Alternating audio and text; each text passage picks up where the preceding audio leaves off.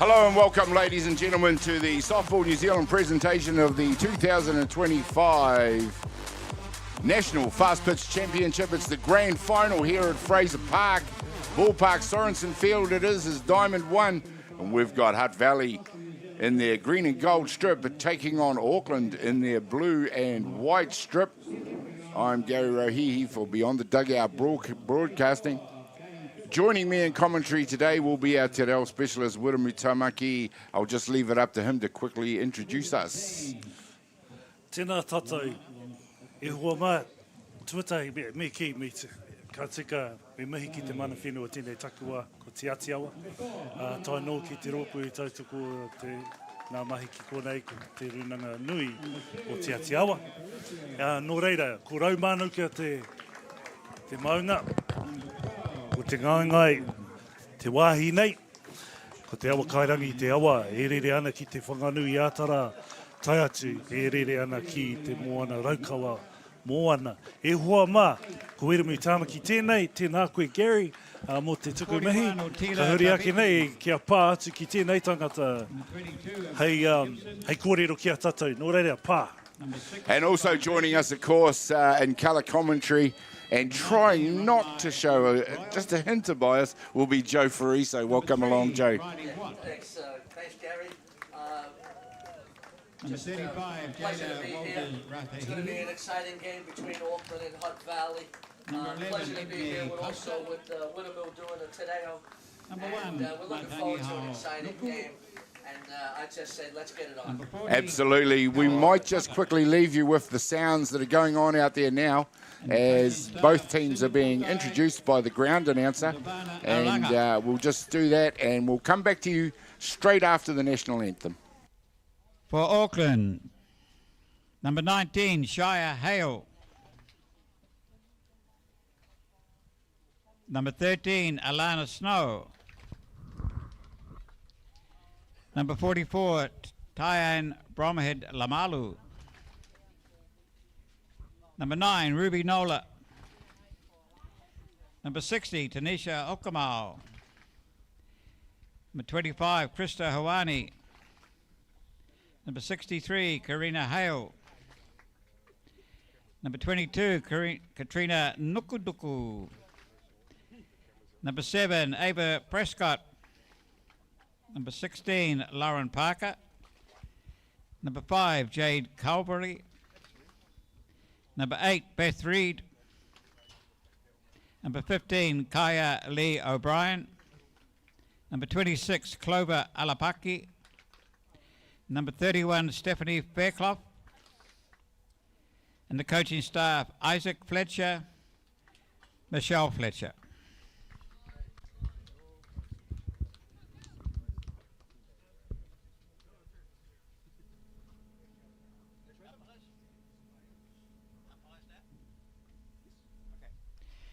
And our umpires for today are home plate, Nicola Ogier from Canterbury. First base, Broden Well, North Harbour. Casey Smeek, Canterbury. Lance Brown, Wanganui. And the official scorer, Karina Rube and Marie Byrne.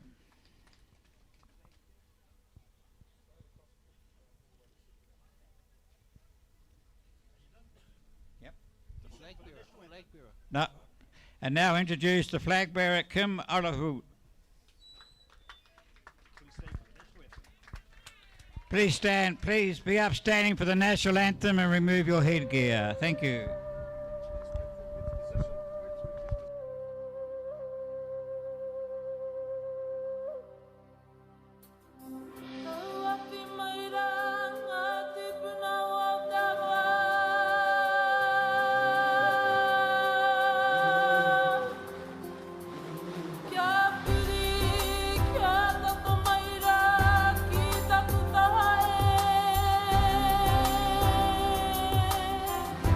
No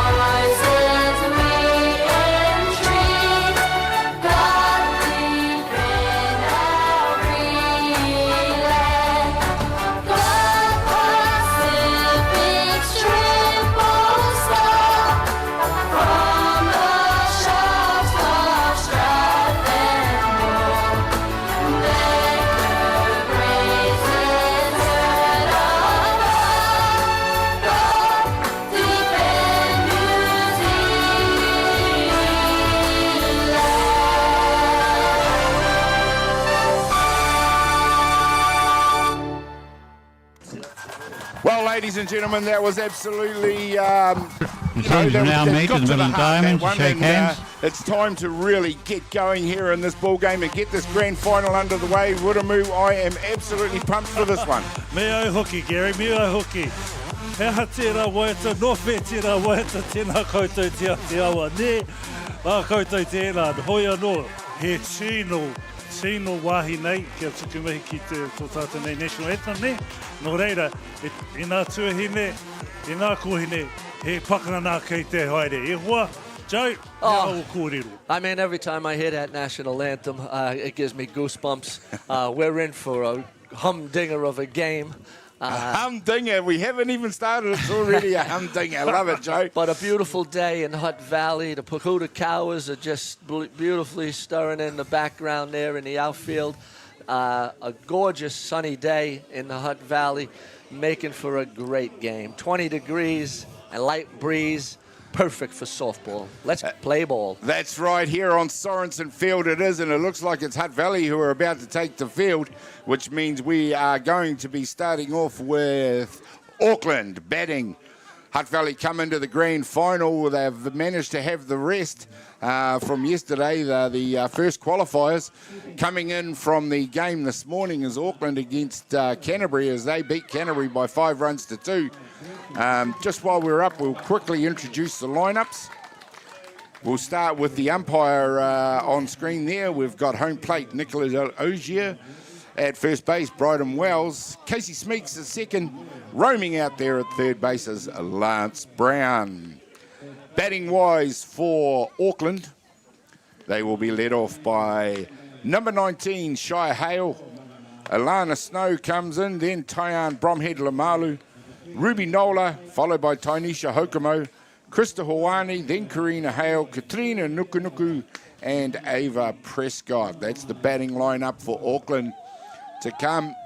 Hutt Valley defensively, out of right field, Ivani Gibson.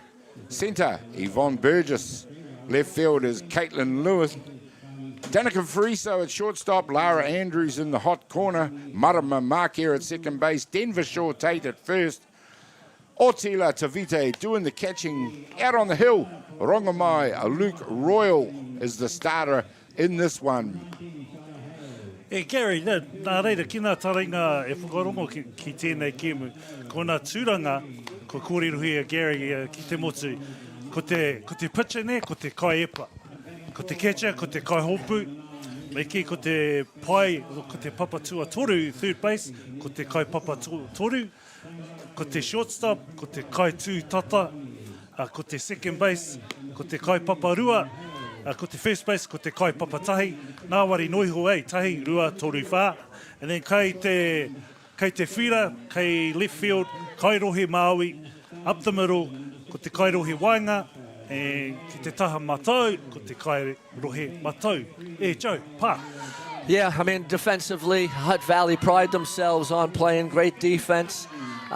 They played great defense yesterday, and they'll be looking forward to giving the support to Rangamai in the field. Well, it is Rangamai Luke Royal who gets ready to fire through the first pitch here in this grand final on this absolutely perfect Sunday, nearly afternoon. It's 11:45, but Shia Hale it is up to bat for Auckland. Both teams possess powerful batting lineups, but will also be very efficient in defence. I'm expecting a very tight ball game. Ai, e tika ana, Gary, he kēmu kei te haere, he pakanga kei te haere. Ko kōreruhia, ko Hutt Valley, te tima tuatahi, ko nuku ki tēnei tā, te tima tuarua, ko Tāmaki Makaurau, prei rātou i te hatana ki a Waitaha. Nō reira kataia rātou ki konei ki te pakana ki te awa kairangi. This time it's the bunt that gets put down. Shia Hale stumbles, but she manages to beat out the throw. Perfect execution of the bunt there. Joe, what did you think of that one? Yeah, it was a perfect bunt by Shia Hale. Otila picked it up, threw it to first. It was a close bang-bang play, and Shia just beat it out.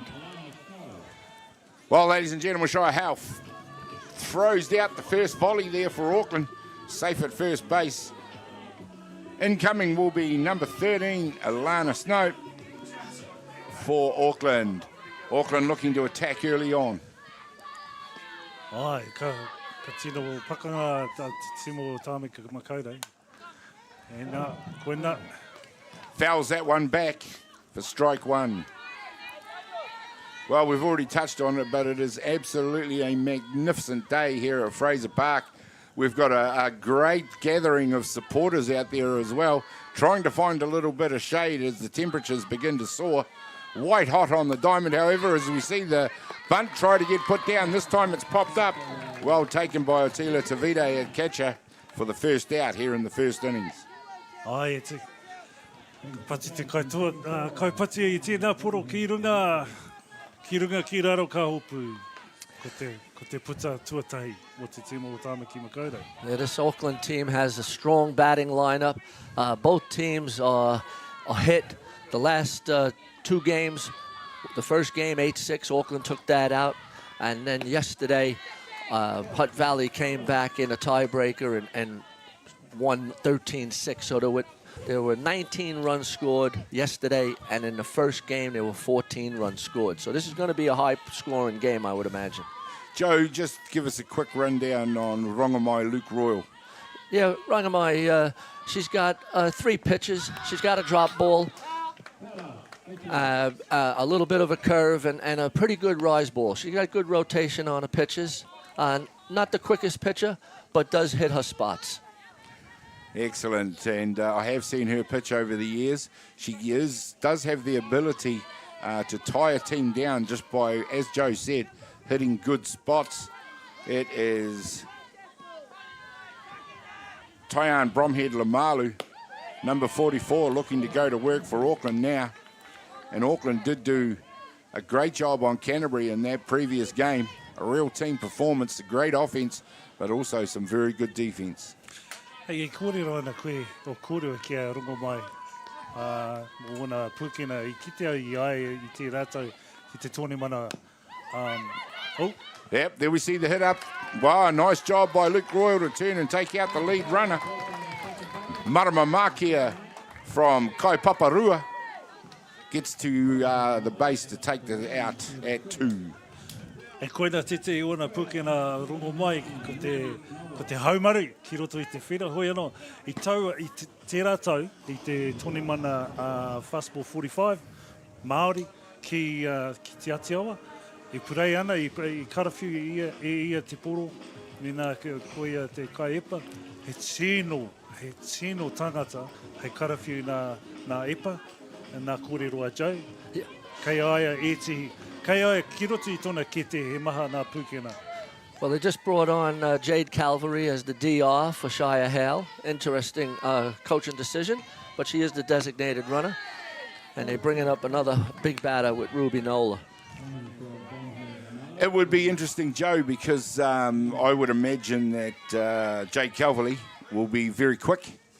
Absolutely. So maybe in the next pitch or two, we may be looking at some aggressive tactics from the coach. Straight away, we see the Steelers on. It's a lovely throw.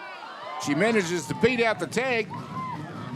And that was very close. Danica Fariso it was from shortstop. He got across to try and affect the tag. There you see on the slow motion replay. And we have some amazing replays available to you, ladies and gentlemen. You'll see all of it right here.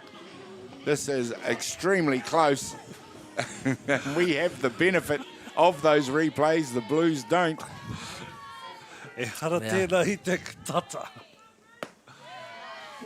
Yeah, we do have the benefit of the replay, and it did look like the runner or the fielder tagged the runner before she hit the base, but it's in the book.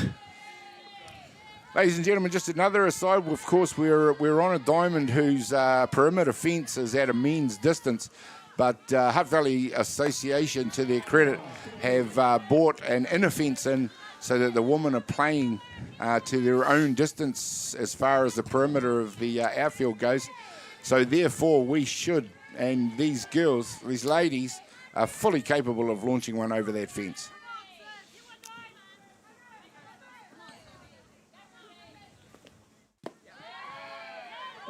Ka karawhiu tēnā kai epa te poro ki konei. I hare I te haukai ko te poro. Let's get another look at that slow motion, sorry, wouldn't we? Go ahead. And there we go, ladies and gentlemen. You might have had a point there, Joe, but as we say, we do have the benefit of those replays.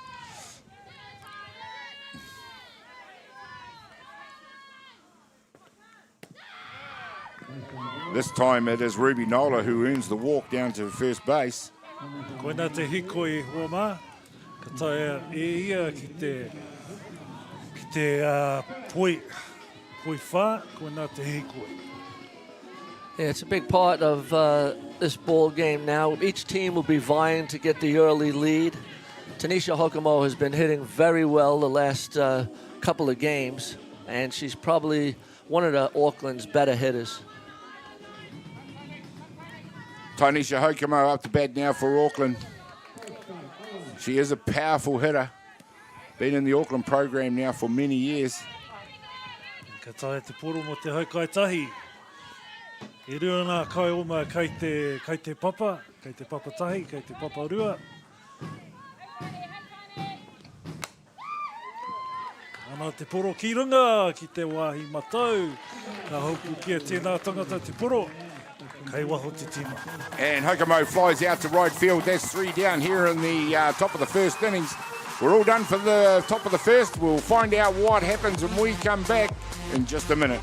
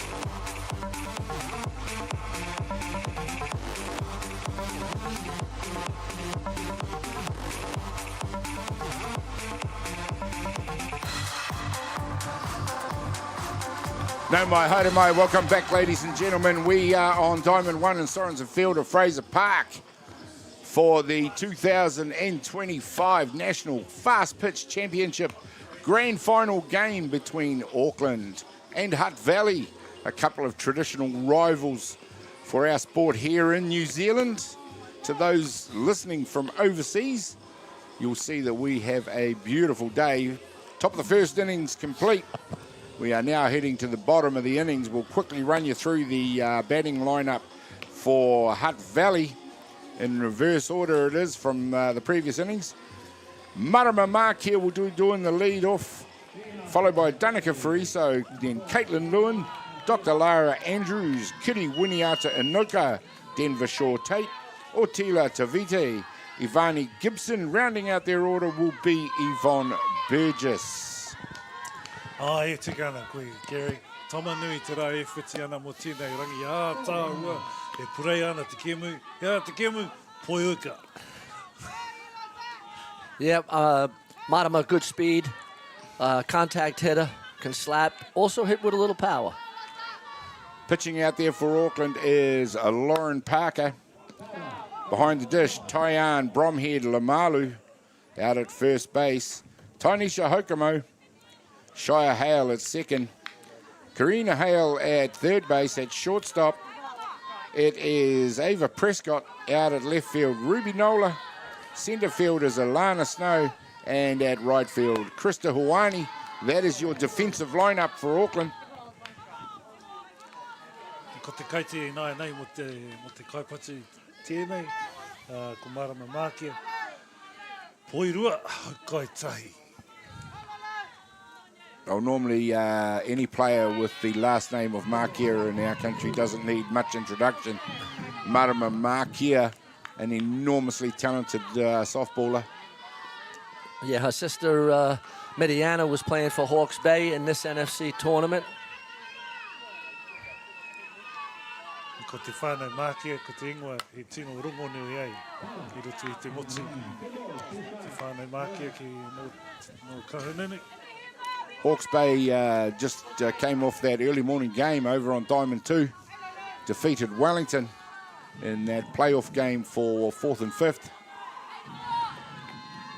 Of course, it's Canterbury that finished 3rd, and we're yet to find out who's going to finish 1st and 2nd. Wai te toa. I rua nā haura kei te hara mai, ka mōhi.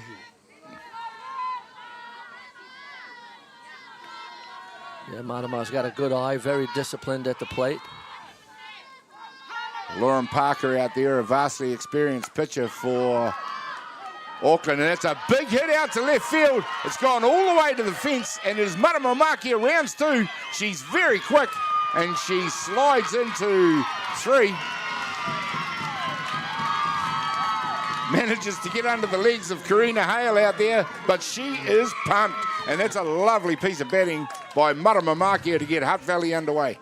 Tino nui tēnā patu ki te rohi Māui, hoi anō ko te rete ki te pai papa toru ki a Karina Hale, he rawi tona te oma haere a Marama ki nā papa.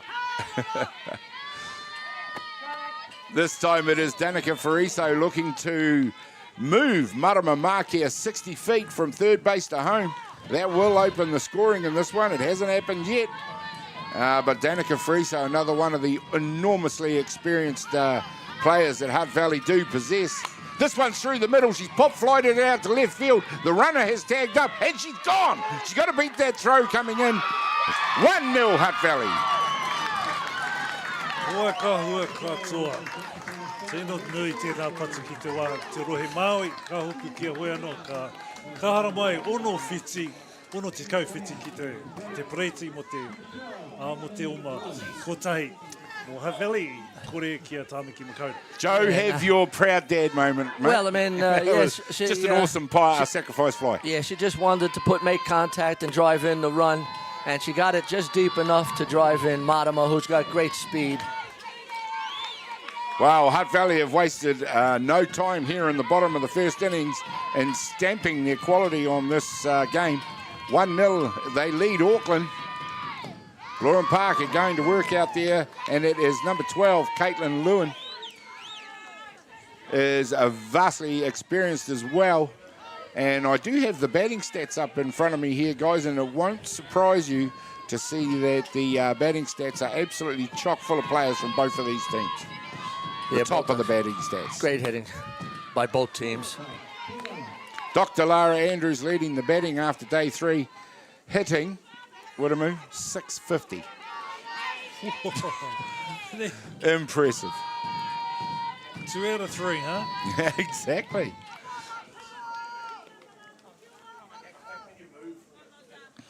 Okay, strike one. 2 balls, 1 strike on Caitlin Lewin. She is also on these batting stats, batting .421, 25 plate appearances for 19 at-bats and 8 hits. Ladies and gentlemen, I can tell you anything over 300 in this sort of company is usually extremely good. So these batting averages that I'm reading out are stellar. He pukana tēnā o nā kaipatu. This time it's a pop fly over second base. It is Shia Howe who gets across to take the catch and the second out in the innings.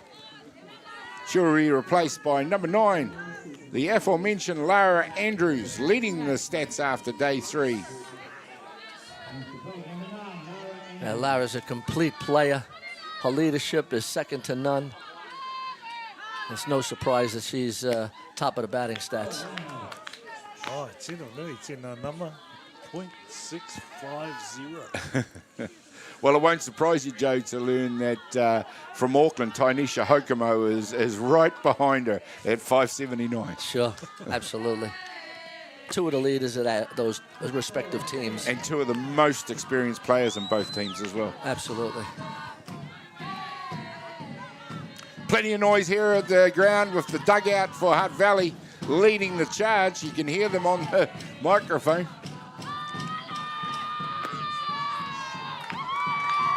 Tērā poro, tino raro, tēnā poro no te kaute, poi toru te kaute.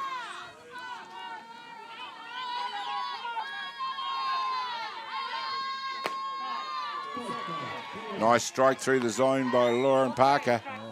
Come back in that one. 3 balls, 1 strike. Poi toru hoi kai tahi, hoa mā.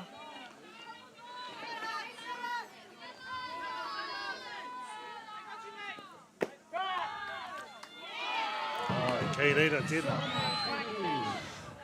Yeah, drop ball just hit the part of the plate.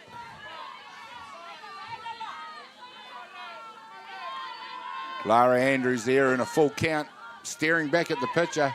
Gets ready to go again. And she wins the battle this time and heads down to first base on the walk. She'll be replaced by number 20, Kuri Winiata Inoka. Ai, ka wini ia te pakanga. Ka wini ia te pakanga, ka tae ia te hikoi ki te papatai. Dr. Lara. Dr. Lara Andrews.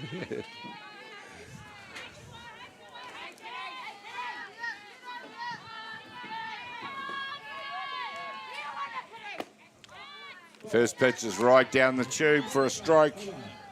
Winiata Inoka, listed as the DP, comes in the 5 spot. She will definitely be capable of hitting this ball very hard. Yeah, Kiri had a good game against Auckland last night. Had a double, a single, a couple of runs that batted in. 24 plate appearances for 18 at-bats, 8 hits. She is batting .444.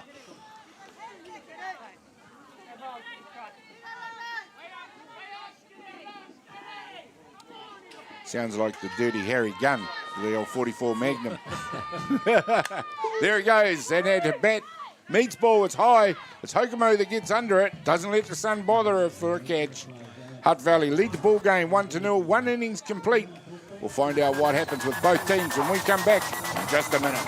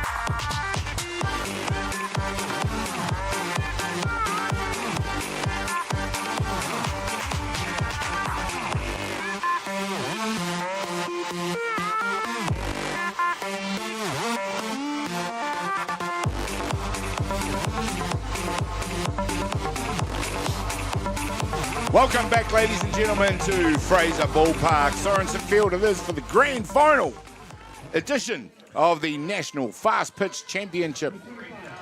This brought to you by Softball New Zealand and in association with Hutt Valley Softball Association. Absolutely magnificent day it is. We're into the second innings of the grand final. It is Hutt Valley that lead the ball game by 1-0 over Auckland. Rongamai Luke Royal going to work out there on the hill for Hutt Valley in this one. Ai, mahi ana rongo mai te wāhi nei. Ko tōna, ko te mōhio, ko te ipa tuatahi, ke haere te ipa kiru ki wainganu i te strike zone. No reira, ai nei, e rua nā ipa mana.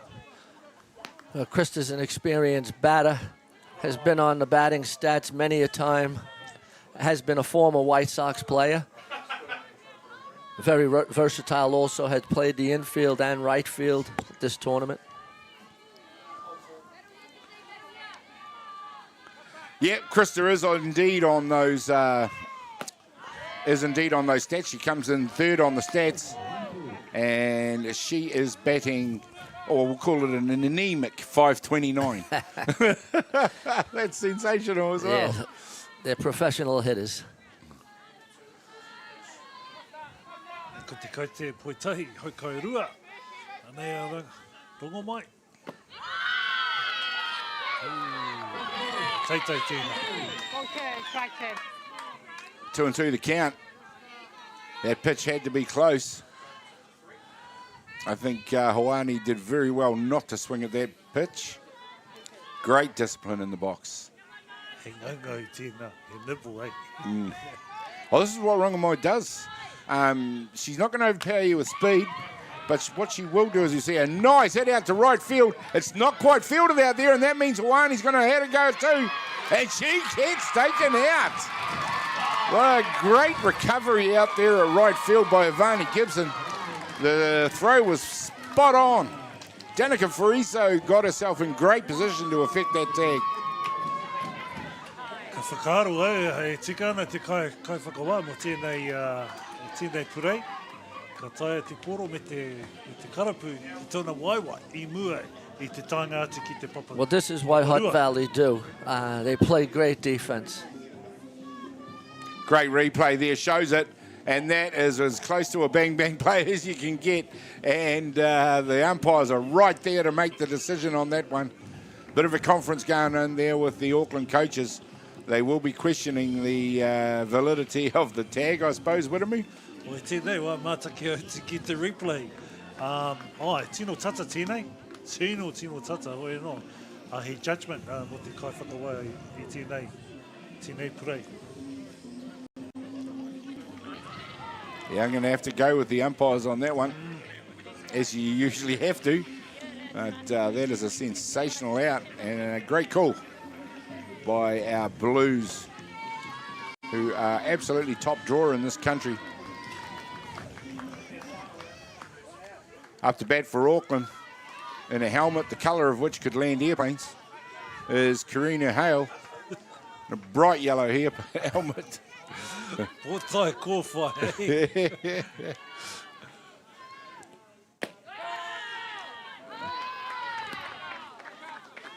Anei te ingoa hail. Ei, I mo hona ki wā he ingoa rongonui ki tō tātou nei kēmu pua ngāwari. Ko te whānau hail, Dani tēnā, Karina. And of course, out at in the lineup as well as there's another Hale. Shire Hale. Shire. Dynasty of great last names here at the ballpark this week. Of course, plenty of legacy players. He whakapapa e. Uri whakatupu mo te kēmu poiuka. Very much so. And Karina Hale hits one high and handsome down the line. And out there to take it is the ever-present lurking Caitlin Lewin. It's a very special outfielder, that lady. Takes the catch. Karina Hale, she's not just here to make up the numbers. She is batting 455. Te anō patu tino nui, eh? Me kira hot stick, patu wera. And as we know, with Auckland, this time it is Katrina Nukunuku. Fires one out to right field. Comfortably taken this time, the catch by Ivani Gibson. 3 up, 3 down is the play. The top of 2 complete. Find out what happens when we come back in just a minute.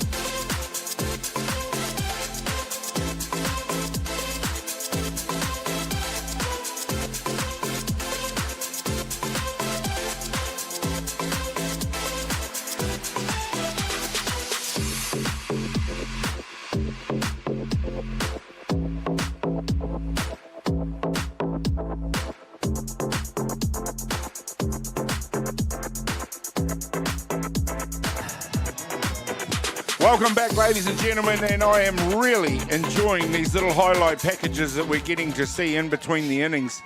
They're just showing all the action as good as it gets as we see the start now to the bottom of the second innings. And it is number 8, Denver Shaw Tate, young in years, but also a very experienced player. Back this year from a stint in the American college system. Extremely successful stint, I might add. Watches that, has a hard swing on that one as it drops under the bat for a strike.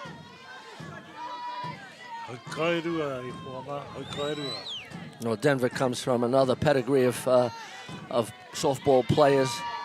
Naomi, an Olympic winner, or gold medalist, sorry.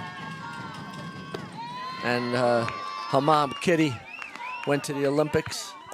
And, so comes from a softball family. And also her father, Craig Wallace, is New Zealand White Sox coach. Well, there you go. And a good player. That's right. So her, along with their siblings, make up a family absolutely chock full of softballing history and mana. I koena te tanga o tō tātou nei Kēmu, kona whānau rongondu e kaha ana te Kēmu, e tautoko ana te Kēmu. O reira, koena titi. Shortstop eats this one up, fires it across the diamond. For the first out, Denver Shaw Tate heads back to the dugout. She'll be replaced by number 41, Atiawa Toa. Ai, ka tae tēnā pore ki te kai tū tata, karawhio atu ki te pai papatahi mo te puta.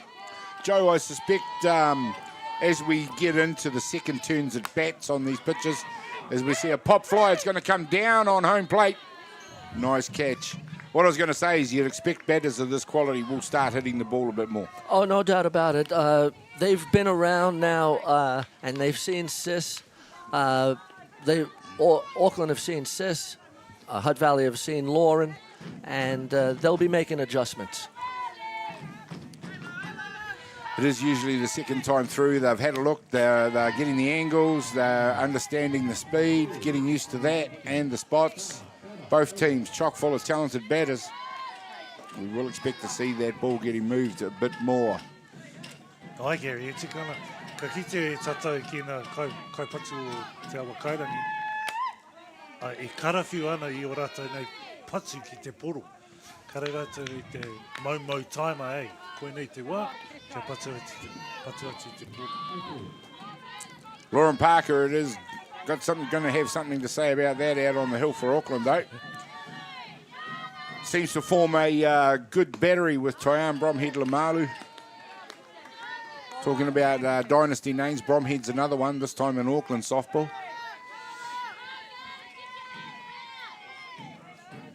Yeah, her mom's a very experienced catcher.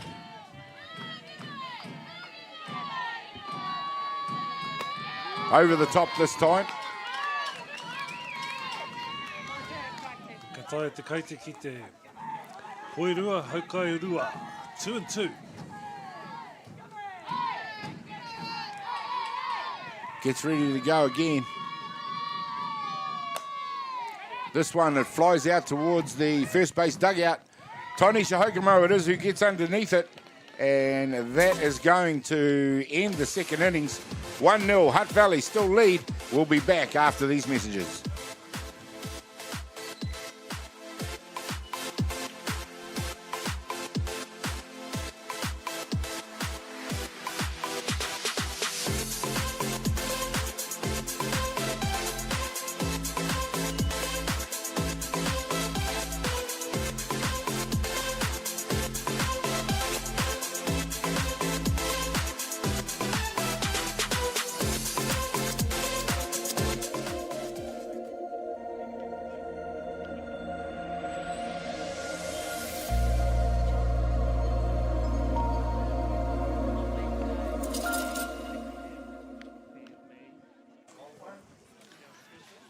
Well, welcome back, ladies and gentlemen. We are into the third inning of work here now for these ladies.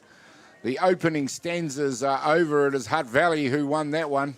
They're 1-0 over Auckland in what is already shaping up to be a very tight one.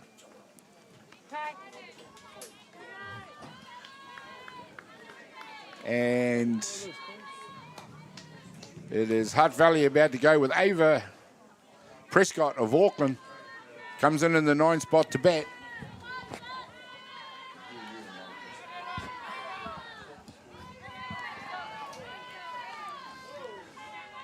Tātari arongo mai. Anei, ka karawhia.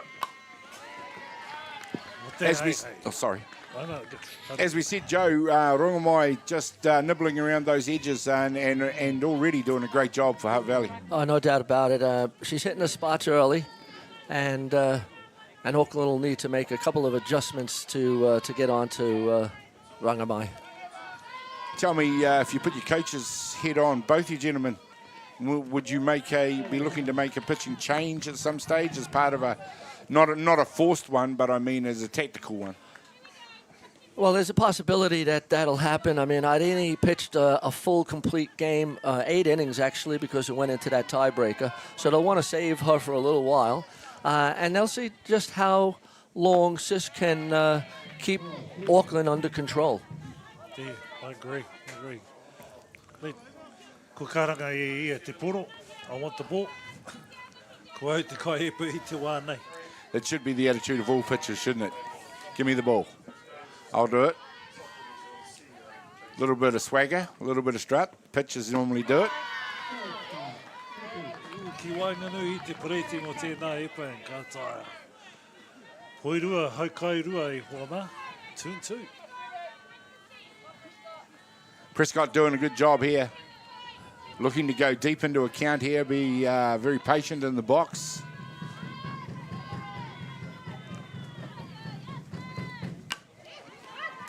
This time it's hit straight at third base, and it is Lara Andrews who throws across the diamond off her knees.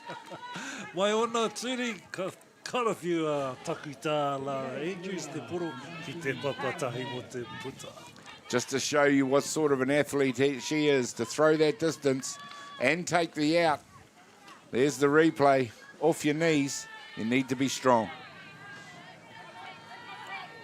Got the junior fleck. Kia ora for that. Shire Hale, it is up to bat. They're back at the top of the order are Auckland. And here we go, the second time through. It is Auckland, top of the order, top of the shop. Yeah, Lara got a lot of action yesterday. She had about 6 or 7 putouts. And that looks like it's going to continue today.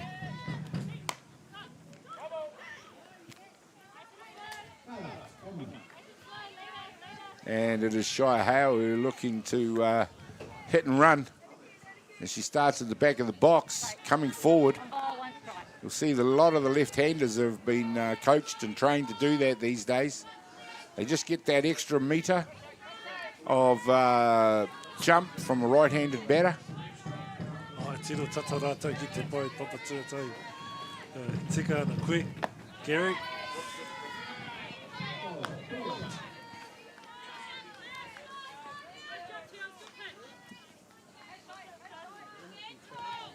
And good news, somebody's turned the aircon on as it was reaching about 30 degrees here at the booth.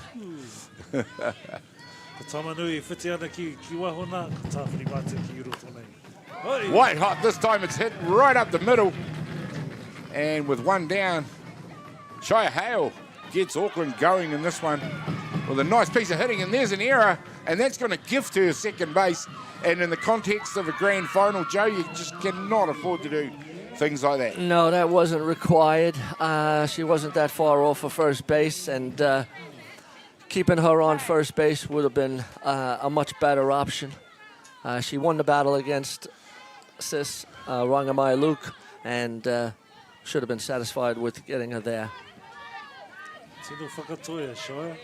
Mo tēnā tuki, mo tēnā purei. Number 13, it is Alana Snow. Another lefty comes, and that's a big lead from Shire Hale again. She definitely is tempting them to go and take the back pick in that case. Kei muri te timo o tāna ki makaura, eh? Ko te piro, ko tahi ki te awa kairangi, kore ki tama ki makaura. There you go, exactly what I said. She gets back in time. But a good throw like that might just make her stick a little bit closer to second base. Yeah, Atiawa has a very strong arm, and they've worked that play many times between Atiawa and Marama.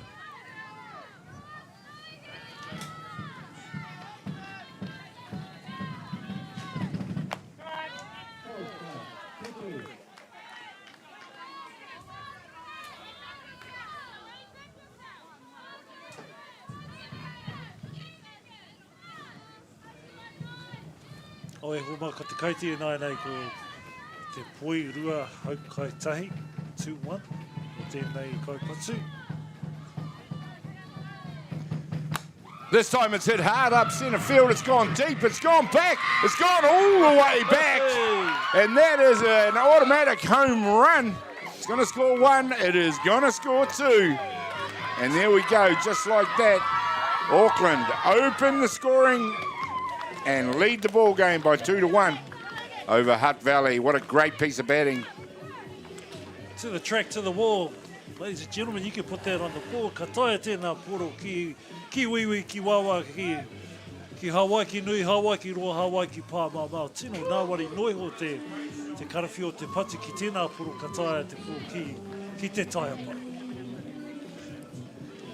Yeah, a great piece of hitting by Alana Snow. She's from the U.S. She's an import. Played her softball at UCLA, one of the more prestigious colleges in the U.S. As I was speaking the last couple of games, UCLA is one of the most successful colleges in the United States, has won the most national titles of any other university in the Americas. Well, there you go. That has prompted a pitching change by Hutt Valley, with Auckland now leading the ball game by 2-1. And it is Irene Costa, their own import from Italy, who comes to the mound to replace Rongamai Luke Royal, who until that one swing of the bat had been doing a very fine job. Sorry, gentlemen, but we will just take a break. This pitching break brought to you by Beyond the Dugout Broadcasting.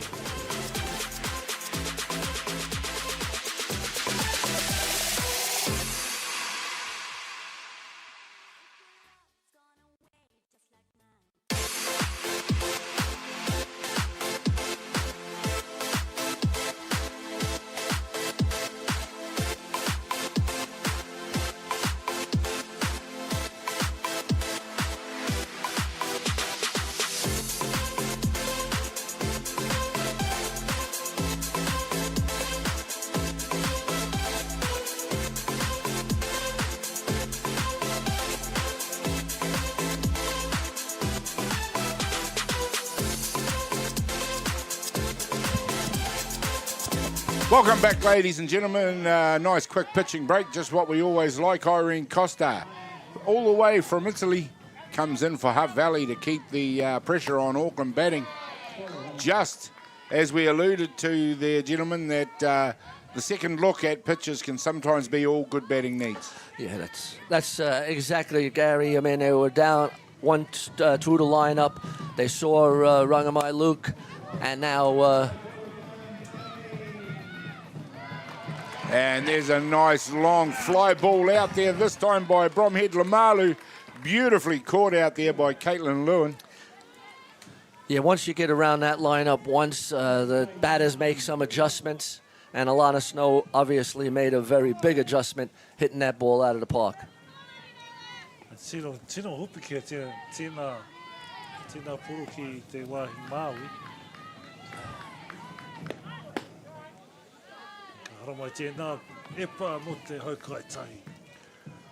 Ruby Nola, it is up to bat for Auckland now.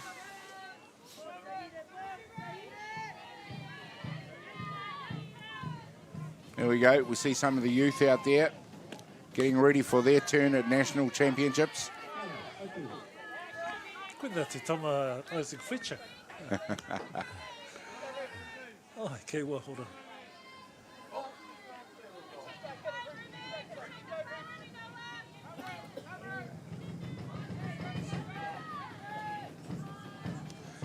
Costa it is, he rears back, gets ready to go. This one's hit directly out to right field. It finds the grass. It's going to roll away. The fielder's got it now, but the The batter has run all the way to second base, and Ruby Nola keeps Auckland's charge going here in the third innings. Ko Ruby Nola tēnā, I patu tēnā ki te wahi matau, ka tae ki te papa tuarua. And just in case you think things are going to get a little bit easier, up comes Tanisha Hokomo for Auckland. Yeah, Vani Gibson made a nice attempt at that ball, but it was just dropped in. And the pass ball is going to allow the runner to move to 3. Some unusual, shall we say, errors have crept into the Hutt Valley game in the last few minutes. Yeah, Arene Costa will want to be bearing down now and try to get Tanisha Hokomo to get out of this inning.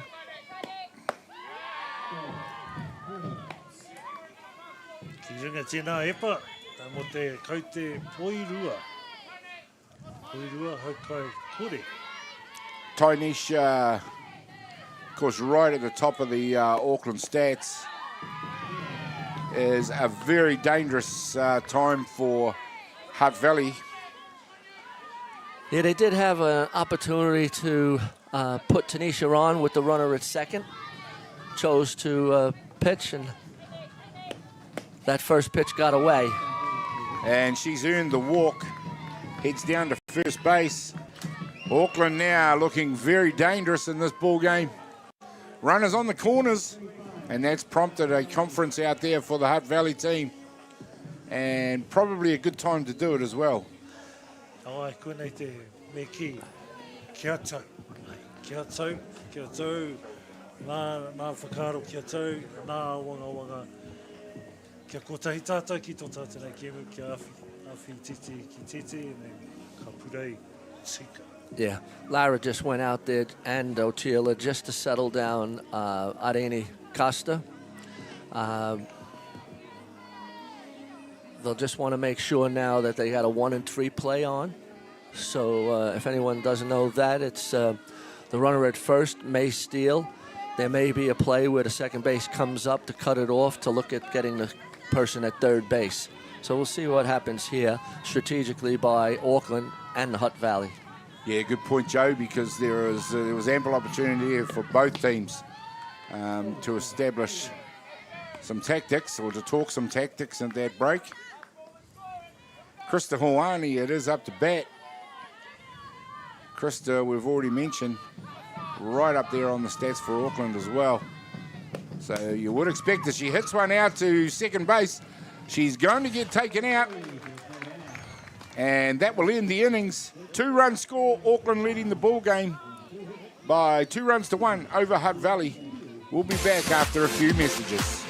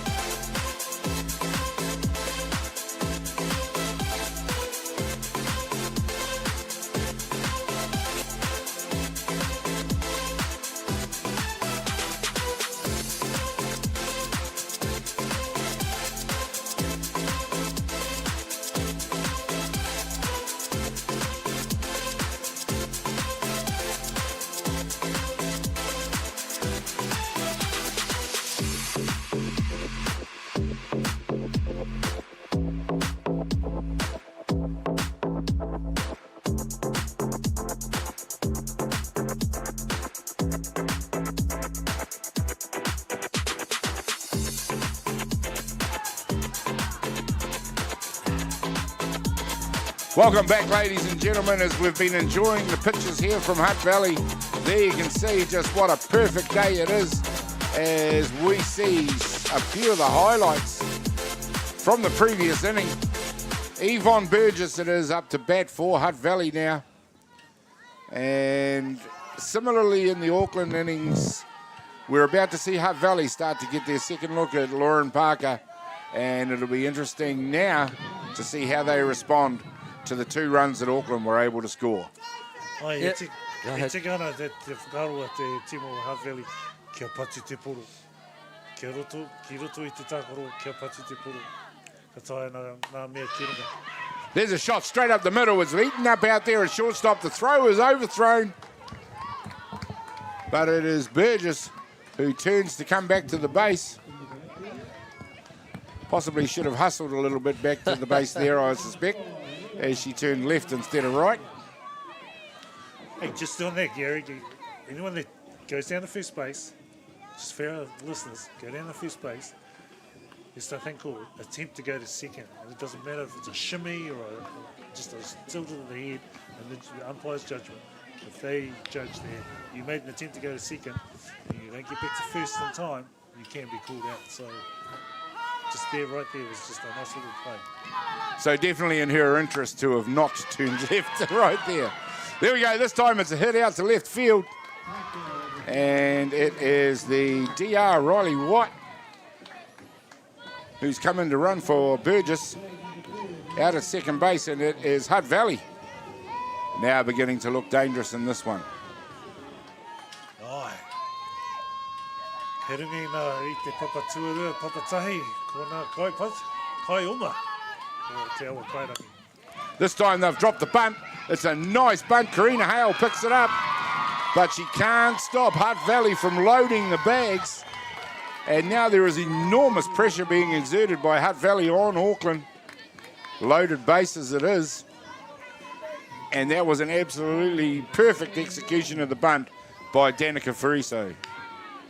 Yeah, Danica put down a perfect bunt. Karina Hale was looking to get the person at third base and held on to the ball, and Danica got it onto first base on that single. Kei te whakaki nā papa e hoa mā, tahi rua toru. There we go. Loaded bags it is. Hutt Valley. Runners at 1, 2, 3. Up to bat, number 12. Caitlin Lewin. He kaipati tēnei tāngata me. Caitlin Lewin, what, .421. So she's right up there in the stats. Here we go. This one has been hit straight back through second base. Can't take the field. It's going to score one. There's another one coming. She's going to have to back up. There's a nice throw out there, and we got the rundown. And it wasn't affected the tag, and here we go. And she is going to be safe. Marama Makia had to really rock and roll to get that in, but she did. And Hutt Valley have answered immediately with 2 runs of their own. They retake the lead and now lead Auckland by 3-2. What a ball game we've already got in front of us, ladies and gentlemen. Just watch the replay and the pictures speak for themselves. There she is, rocking and a-rolling. Karina Hale tried to affect the tag.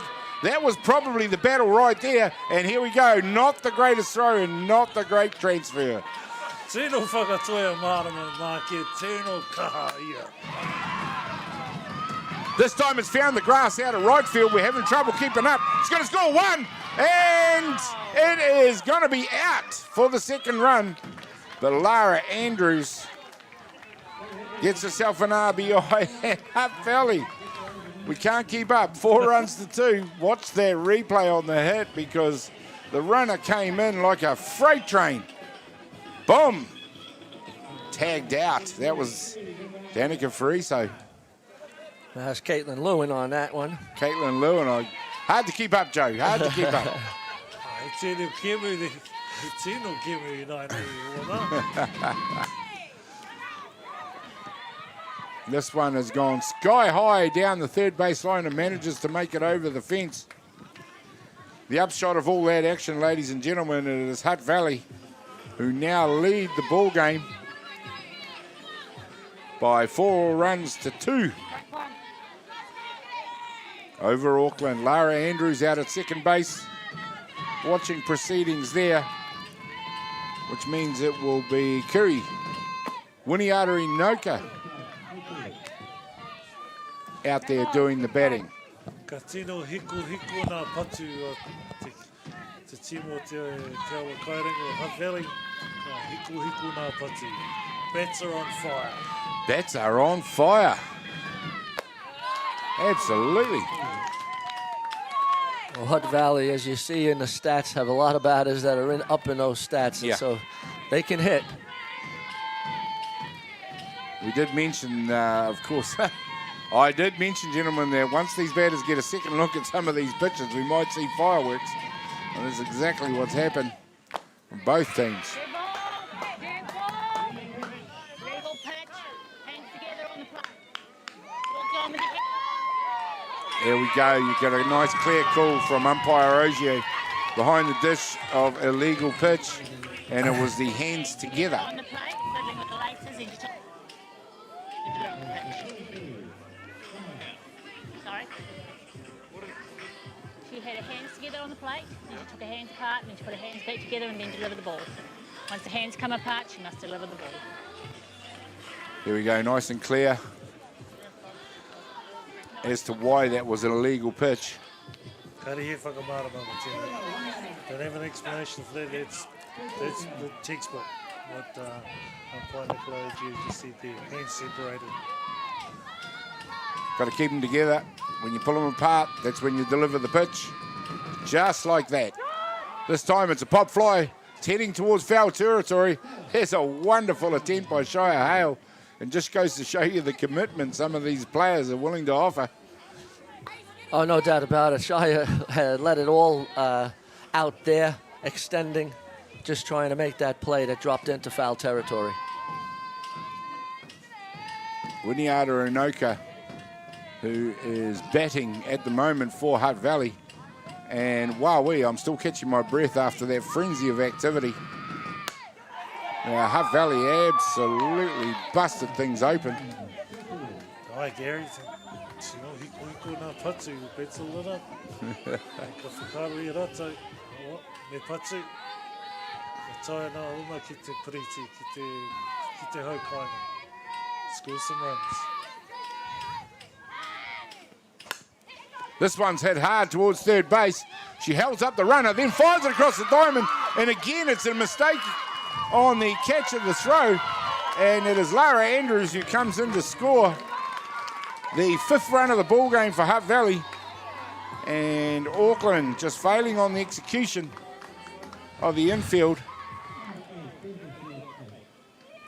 causing that run to come in and score. Denver Shaw Tate, number 8, will be up to bat. The Auckland coach just come out to settle the athletes there. On the replay, we see the throw from Karina Hale. It was off target.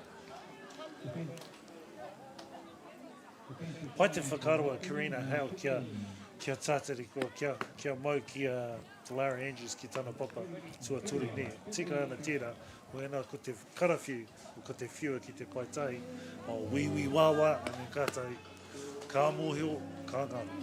Yeah, she just put a little doubt into Karina's mind.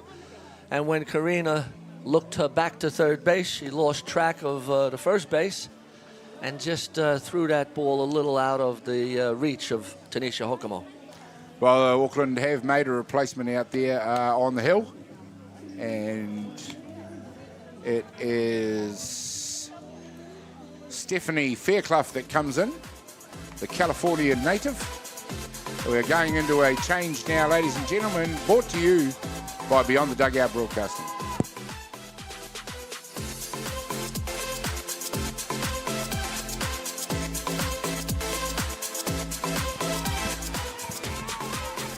There we go, and we're back. That was very quick, wasn't it? Stephanie Fairclough, who has replaced Lauren Parker out there. Stephanie, California native, now naturalised New Zealander, pitched the previous game for Auckland to get them into this grand final. Good that she has managed to have a rest, but it hasn't stopped the batting, and it has been just popped out over the back of first base.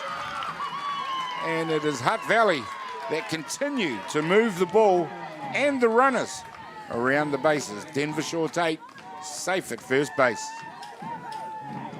Pai tēnei patu ki tēnei wahi. Kare I te papatahi. Nā, kai haumaru. And nō reira, katai I ki reira. Just making contact, punching the ball over first base.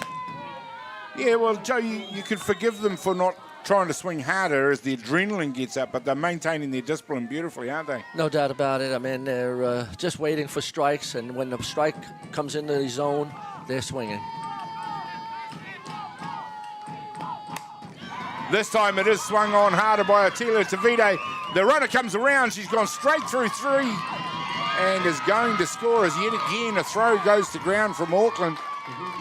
And Hutt Valley now enjoying a 6-2 run lead over Auckland.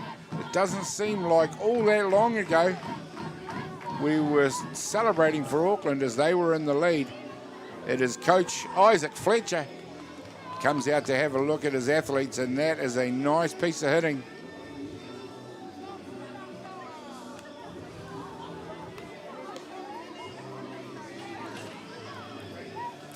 I'm surprised that this is allowed to have the whole team on a pitching huddle.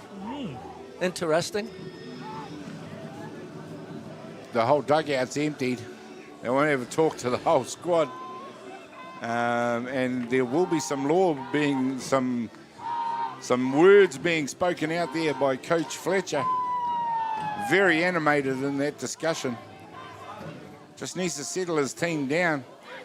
And time to get back to basics. Ai, kei te tika koe. Kia, ko nā basics.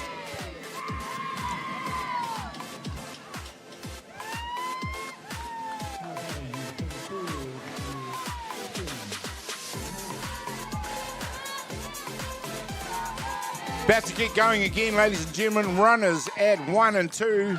And it is Ivani Gibson who moves the 2 runners across. She becomes the second out in the inning. A good piece of hitting by Ivani, going to the right side of the pitcher, and she had no other option but to throw it to first base for the out. Atiawa Toa has been replaced by a runner to do the running for her. Runners for Hutt Valley now at 2 and 3, 2 down. Yvonne Burgess, let's not forget, started, was the leadoff hitter in this innings, so they have gone through the order. Quite amazing how much they've managed to pack in this innings. This time she's hit one, and it is comfortably taken out there for the third out. Here in the third innings, we'll head to the top of the fourth when we come back in just a minute with a special booth guest.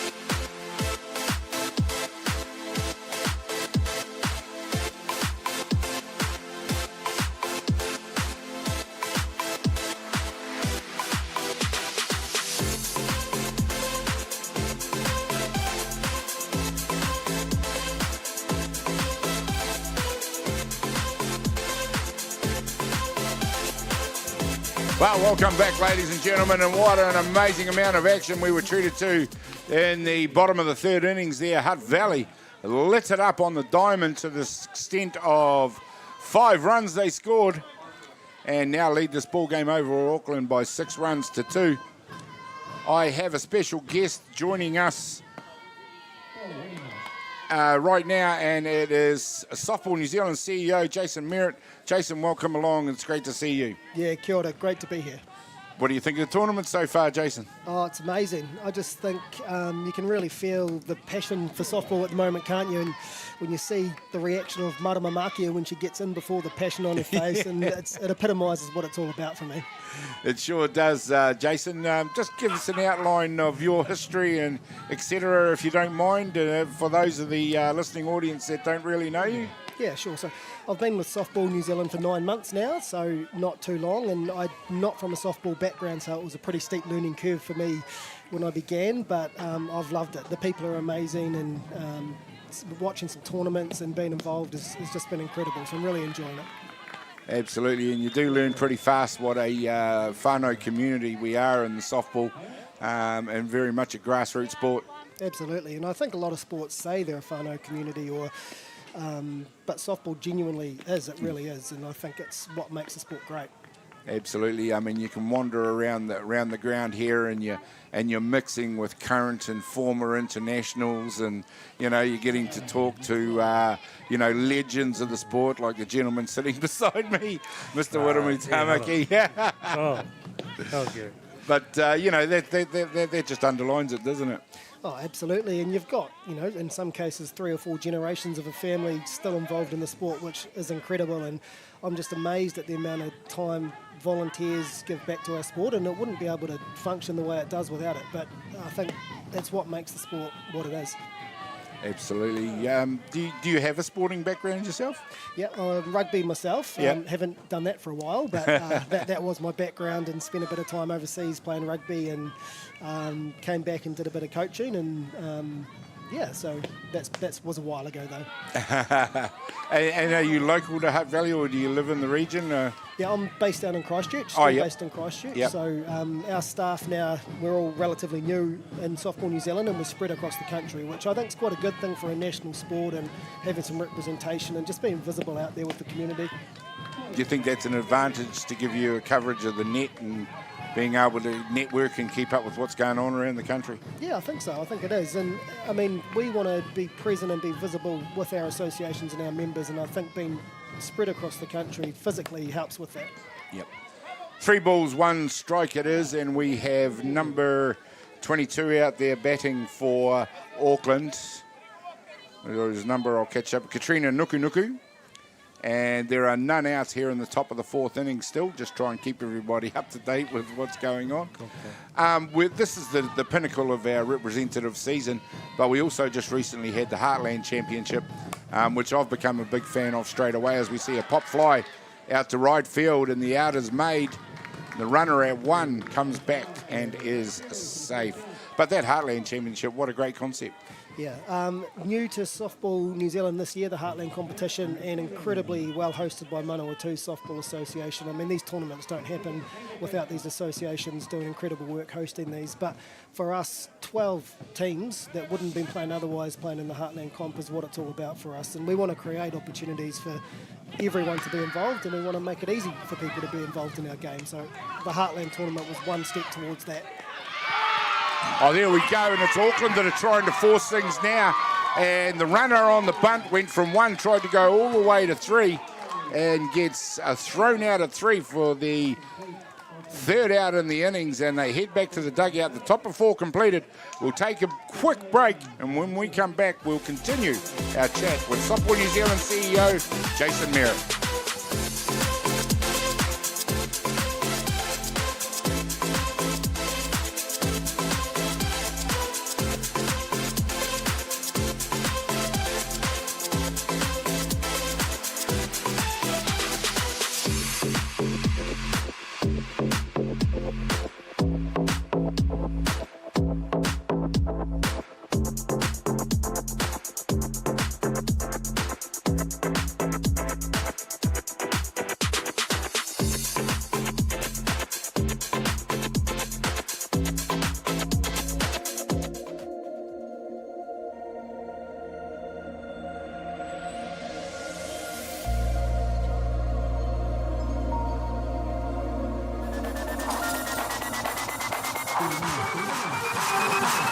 Well, welcome back, ladies and gentlemen, and we have got a game and a half on our hands. It's Hutt Valley that have managed to put a bit of a gap on Auckland, they lead the ball game here in the bottom of the fourth innings by 6 runs to 2. Back to the top of their order, it is Marama Markia.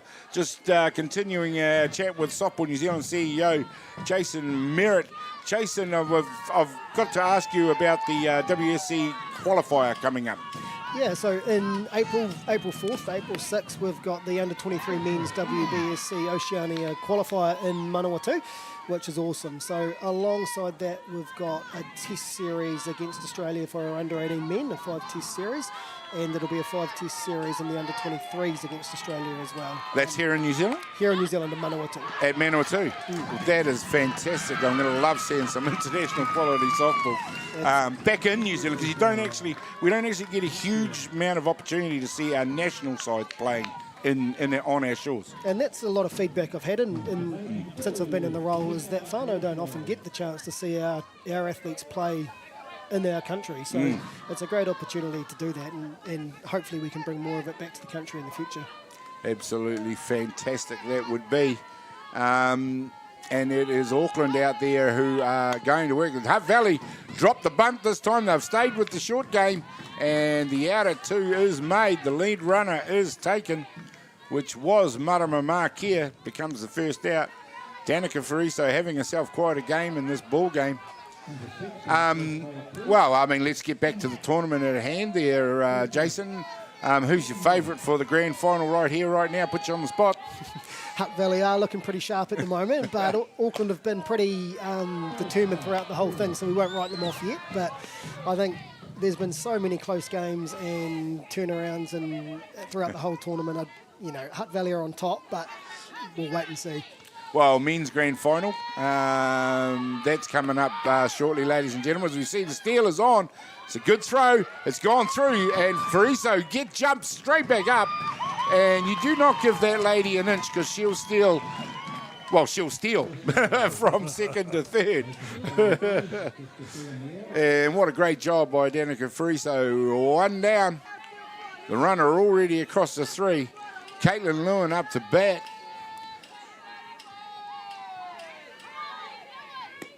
And there we go. Anyway, Jason, we'll leave it at that for now with you. But so thanks very much for coming along. Unless there's anything you want to add, any shout-outs you want to give?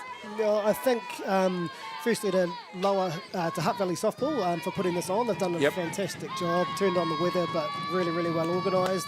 Atiawa Toa FM and Beyond the Dugout broadcasting, I think, have been really great supporters of this, and we wouldn't have been able to stream all of this like we have been able to without the support of those two organisations. Much appreciated, those words. We live and die by our volunteers. We say that a lot. Most of us are volunteers, so we love to, and it's just the passion of the sport that we all share, isn't it? Absolutely. And lastly, not least, to our umpires and scorers as well, volunteering their time, taking time off work to be here. Again, wouldn't be able to happen without them. So thanks to everyone involved. Thanks very much, Jason. It's been fantastic to have you along. We'll get back to the ball game now, though, and see how we go with this one. And it is Joe that'll be coming back in to join us in just a second. But for now, 6 runs to 2, Hutt Valley, bottom of the 4th. Ai. Ono ki te rua nā pero I nai nei, and ka ukopu maru te tima awa kairangi ki tēnei kēmu. Titiru he kai oma kei te papatori. Ko tahi noi ho te puta atu. Great chat with Jason there. Just nice to see someone motivated to try and do the best for our sport and, just helm the ship, so to speak. Ai, e mihi ana ki a Jason Merritt, me tōna kōrero nui ki nā kaiwhakawā me nā kai tauti. So to our umpires and our scorers. E mihi ana, Jason. All right, this time it's Hutt Valley, whose runner from first gets to second. Runners at 2 and 3 now, and we've got Lara Andrews up to bat, and it is Caitlin Lewin out there at second base. 1 down. Joe, once again, in successive innings, dangerous times for Auckland. Yeah, danger time for Auckland. They got their top batter up, for Hutt Valley. Well, we're just going to have a replay of that, what appeared to be a foul ball. And a little bit inconclusive about whether that came off the barrel of the bat or the glove. And I think the decision was it came off the barrel of the bat.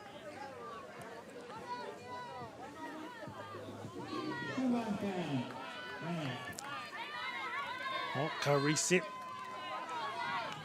Ka eke Lara Andrews ki roto nei. This time Andrews just drops one down in front of her. It's unable to be picked up, and once again, the absolute perfect execution of the bunt. And how impressive has the short game for Hutt Valley been? Oh, Lara Andrews put down a perfect bunt to score Danica. The first base vacated. The second base was going to first. And Lara took it all the way to second base, and they still have second and third with one down. And the dangerous Kitty Winiata up. Well, we kind of talked about, you know, how tight this ball game could be.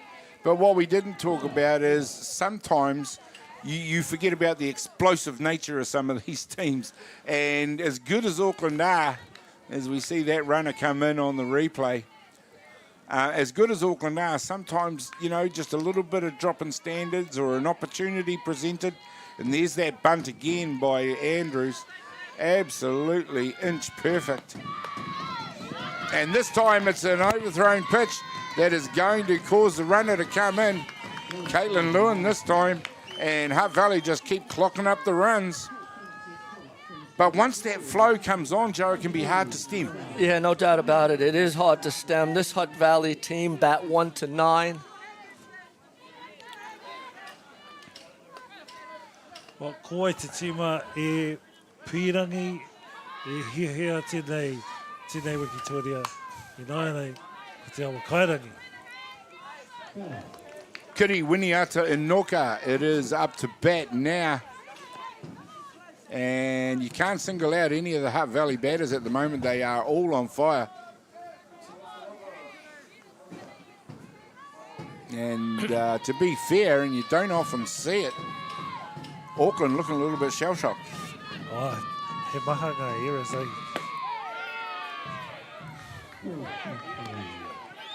This time it's Winiata Inoka who has struck out for the second out in the innings.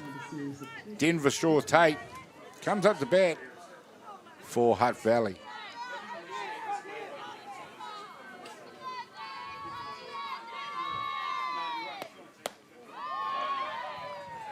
Nice pitch out there by Stephanie Fairclough. Oh, he epa runga. Mo te hau kaitahi. It's a hard thing to do to come in and be extremely effective when you're coming as a replacement.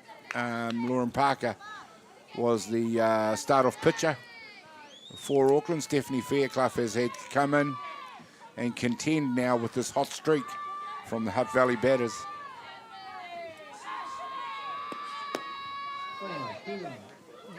This time it's another throw that's unable to be caught. And I don't want to say the horses bolted with me, but they just continue to not help themselves with little errors. Kare ki te hoiho. Kare ki te hoiho. Hoi anō e tika ana koe, Jerry. He maha ngā hapa mo te tima no Atāmaki Makaurau. He maha ngā hapa ka taia te piro ki te wari ki te rua. Joe, I said it before when the onslaught started and a couple of errors crept in. They've got to get back to basics and throw right and catch. Yeah, they're getting base on balls now. They're very disciplined at the plate. They're moving the ball to all parts of the field. And Auckland are having a hard time stemming the flow. Fairclough, to be fair, she pitched a complete game against Canterbury and now is having to clean up for Lauren Parker. And, of course, the upshot of that is we see a fly ball.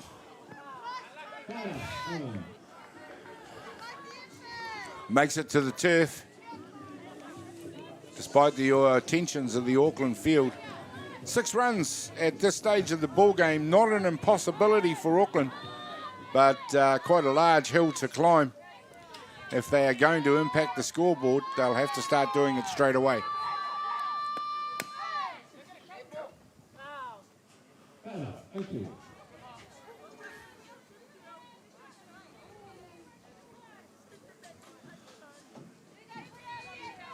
Ko hapa tēnā poro hoi anō ka tai. Ka tai te timo o Tāmaki Makaurau, ka tai te timo o Awa Kairangi mo tēnei. Hau kairua mo te kaute. There it is. This time it is popped up high. It's coming down, and it is the pitcher that takes it. Fairclough, who dismisses to Vitae. That ends the pain in this innings. Hutt Valley leading Auckland by 8-2. We'll be back with more action in just a minute.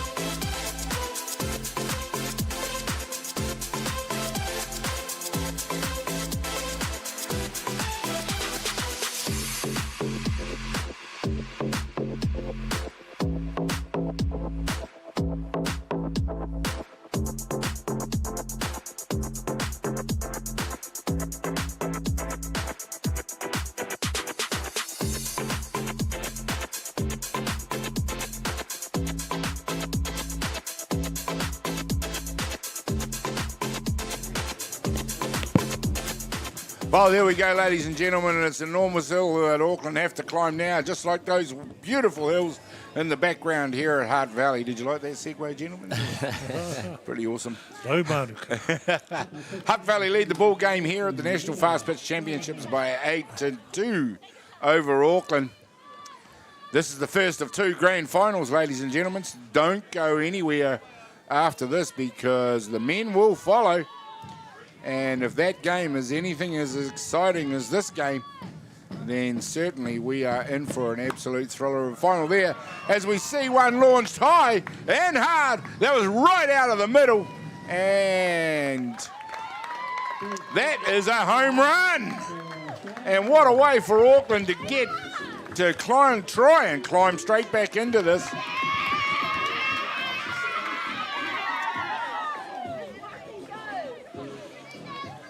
Then with a solo shot for a home run. Beautiful job there done by the batter. Yeah, great piece of hitting by Shia to put that one out of the park. Hutt Valley will now just to regather themselves. Just an update on the Hutt Valley Men Canterbury semi-final. Canterbury will run out winners 6-1. So it'll be Canterbury and North Harbour in the men's final at 1 o'clock. There we go, ladies and gentlemen. That is 2 teams who have already gone hammer and tongs at each other in this tournament, scheduled to meet again in the grand final for the men. In the meantime, though, the action is white hot here on Diamond 1 with the women's grand final, and it is Auckland looking to climb back into this one. And Shia Hale just showed her teammates how by launching one over the right field fence. Tino nāwari, tēnā karawhi mo tēnā hei kōnei rā, ne? Hei kōnei rā mo te uma haere, mo te home run. Well, I mentioned it at the beginning that with the women's fence in place, we were likely to see it, and 2 automatic home runs in the ball game so far. We may not have seen the last of those. Alana Snow, it is up to bat. And let's not forget she was the other hitter of the home run. Yeah, she did. She was the first one to hit the home run to left center field. And then Shia followed that up in the top of the 5th with a blast to right field. There's a nice change of pace out there by Irene Costa, the pitcher for Hutt Valley. He tini hanga tēnā epa, It's a real magical pitch, or a tricky pitch there to get the batter to swing, but she held back. She held back, all right. She was tempted. You can see that. A little bit too much discipline for that one. Just a little bit off the plate. See the next one come through. It hits the zone. And that was she pulled the strings on that one and actually turned the batter to stone. Could not catch up or even get the bat off the shoulder. Strikes out for the first out to be replaced by number 44. Tyann, Bromhead, Lamalu. A lot of lefties in this Auckland lineup. No doubt about it. Yeah, there are. There's about 4.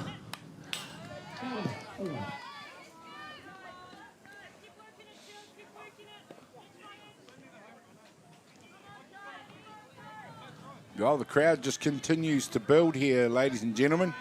There's a couple of darker clouds just building over the hills. I don't think it's going to come to anything. It is still an absolutely magnificent day for softball. We see this one going straight up the middle. It's Burgess going back. Back she goes. It is a stand-up double. Ground rule double? Yes, a ground rule double. Yep. There we go, you see. Your play-by-play commentator coming up with the correct vernacular for that play.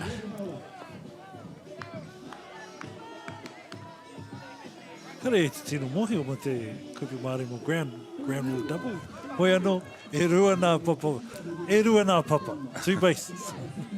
Automatic 2 bases as that one came close to being yet another automatic home run in this ball game. It bounced over the fence, which of course is at the women's legal distance.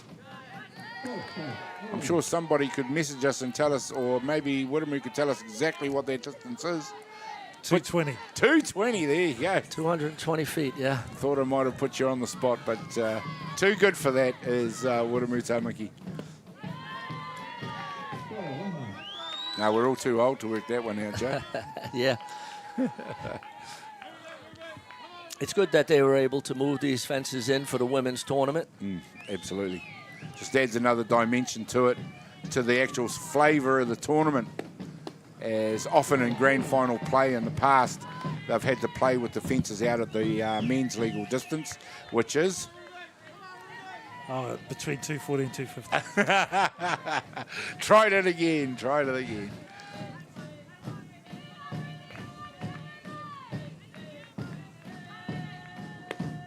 This one's hit hard. It's Andrews at third base who eats that one up and takes Ruby Nola out at first base. A runner at 2 for Auckland. 2 down with Tainisha Hokomo up to bat.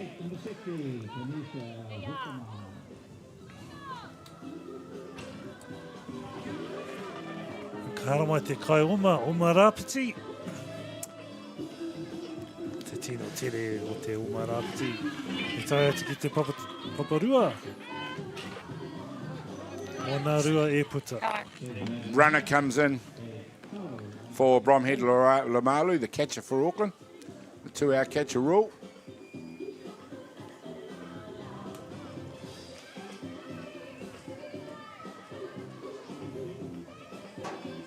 The DR in the Auckland lineup is listed as Jay Calverley. As we see the pitching coach for Auckland come out to have a talk. Have a cordial with his pitcher out there, Irene Costa.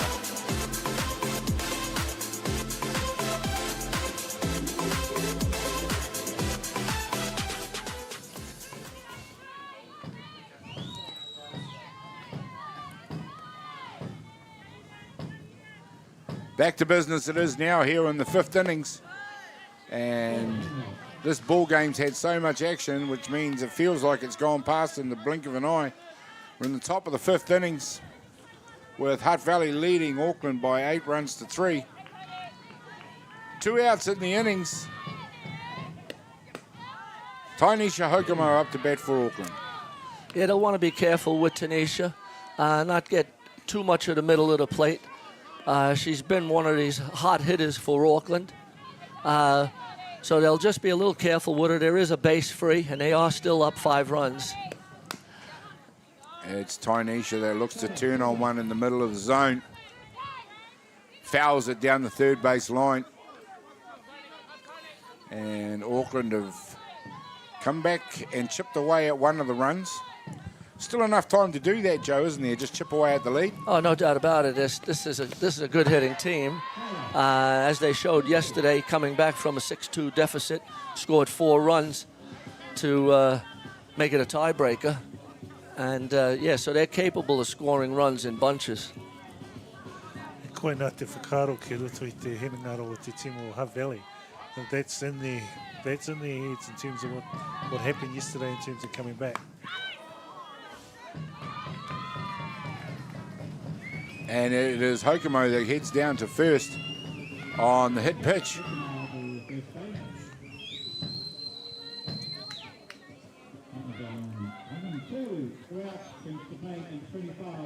Accompanied down the line there by the blue. I seriously don't think anything was going to come out of that one. No, it hit her on her elbow pad. Yep. I like what you see there, Gary, because that's something that we do. We teach our umpires to make sure that they walk the hit person who's been hit just in case. And the first baseman will come out, umpire will come out as well, just in case. And also we care about our players. Absolutely. I was going to say there's probably more to it. This time, this one's hit high and handsome out to right field, and the catch is taken out there by Ivani Gibson for the third out. And it is Auckland that don't impact the... they did impact the scoreboard with a solo shot by Shire Hale. 8-3, Hutt Valley continue to lead. We'll be back in just a minute.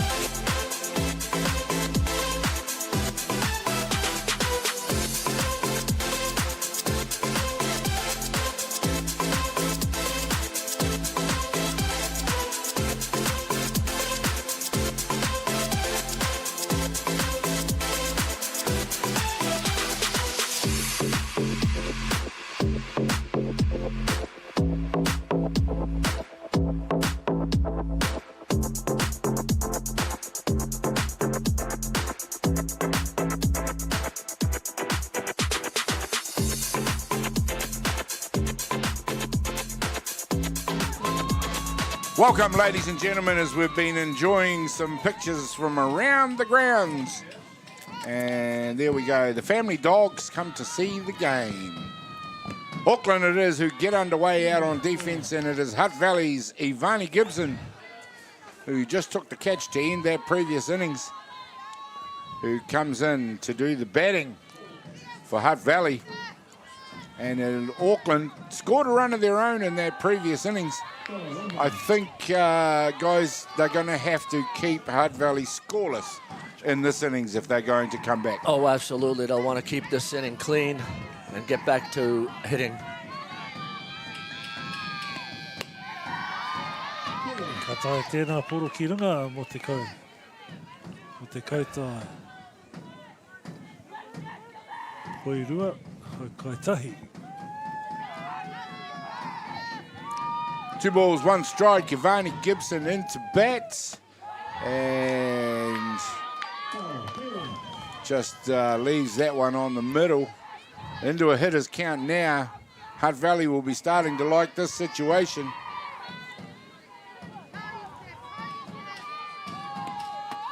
And it is Gibson who does a great job of getting a team going by picking the walk. Bottom of the 5th. They go back to the top of the order. Marama Markia, who's having quite a bull game. Sorry, it's Yvonne Burgess, who's having a good ball game as well. For a young player, Ivani Gibson showed some fantastic discipline in that at-bat. Oh.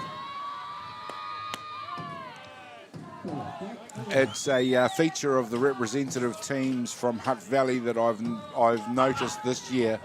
Just is the coaching that's gone into their discipline. has been outstanding. O ka kite tātou ki nā... Oh, there's a lovely athletic job by Hokomo, and she has done it. That has got to be one of the plays of the week. Tanisha Hokomo takes the catch and then turns around fully prone and throws the runner out of first base for the double. There we see on the replay. There's the throw. Boom. Okay, well, koina te double up I hoa, te double up. A great defensive play by Tanisha Hokomo. That bunt needed to be put down on the turf. Here's the bunt right there. She comes in, fully diving catch. As you see, straight to the knees. And that's right out of the top draw for a first base play, that right there. Yeah, that diffuses the inning a little bit for Hutt Valley, and they'll start with 2 outs and try to get it going with two down. Marama Markera it is this time, and she is having a fine ball game. And you can see every time they achieve something in the innings and she's out there, just how pumped she's been for this game. She's definitely worn her heart on her sleeve out there, that's for sure. Yeah. Ai, tino whakatoi tēnei koe tākoro. Tino tere hoki. 2-2, and it's the Hutt Valley dugout that go to work with making the noise once again. Poirua, Hokairua, 2-2. Anei.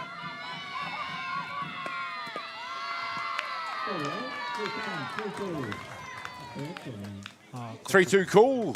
No, it's 2-2. Ko te whakaroa pārama, ka pati te poro ki aia, hoi anō ka te... That's how pumped young Markia was to get to first. She had lost count of the call there. Oh, yes, she did. She did. Hoi nā, te whakaroa te kaiwa wao, he mahana taima kia nuku tō waiwai mai I te patu. Nā reira, koina te There was some tikana. thought that it might have hit a foot. Certainly would have been the question as we see the hit. And it is a fine diving catch this time. Out there to take Marama Markera out as the third out here in the bottom of the 5th innings. And Auckland get the job done in that one. We'll be back with more action in just a minute.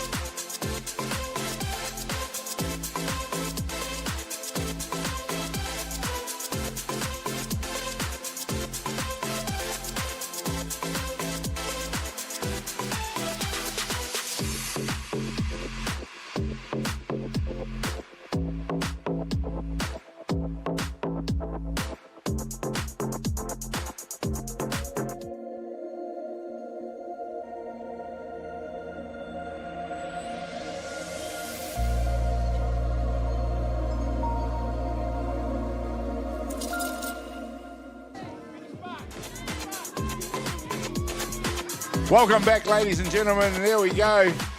Out on the soccer field immediately behind us. They're enjoying some sun and action. While on the Diamond One here at Sorensen Field, we're enjoying the action of the grand final between Auckland and Hutt Valley. 8-3 it is. Hutt Valley enjoying a good-sized lead over Auckland. Auckland, who replied with 1 run in the previous inning, courtesy of a solo home run by Shire Hale. Now it is Karina Hale up to bat, number 63 for Auckland. O ka huri te wā kia tāmaki makaurei, o tā rātou wā mo te patu, ka kitea e tātou. Well, with 2 full bats, with 2 full at-bats to go, Auckland have got to erase a 5-run deficit And that's going to be very hard to do. Not impossible, but very hard.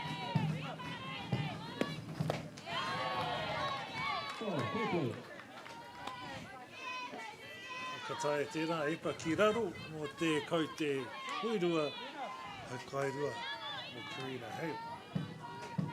2 balls, 2 strikes. Karina Hale in the bright yellow helmet.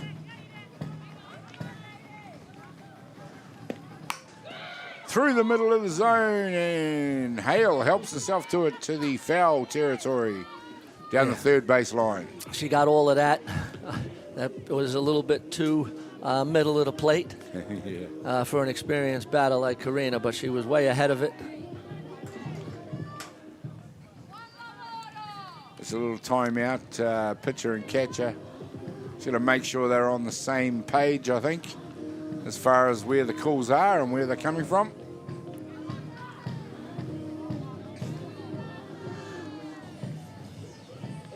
An important part of this inning. Always want to get the lead off runner, or lead off batter. Dan Karina Hale has hit it straight up the middle. It's gone all the way out to Burgess in centre field. And she has gotten her team going in this inning in fine style. That'll bring to bat number 22, Katrina Nukunuku. Hei tika nei tō kore o Joe, ki Wairanui te Preeti, ka tae Karina ki tana patu ki tērā poro, ka karawhia ki Wairanui te whira. And it is the DR that comes in to do the running for Auckland. Katrina Nukunuku, another one of the vastly experienced players in this Auckland lineup. Did a lot of her early softball actually down here in the Hutt Valley. She would have won a couple of national titles with Atiawa. Before making the move north to settle in Auckland. Been a feature of Ramblers teams over a few years now.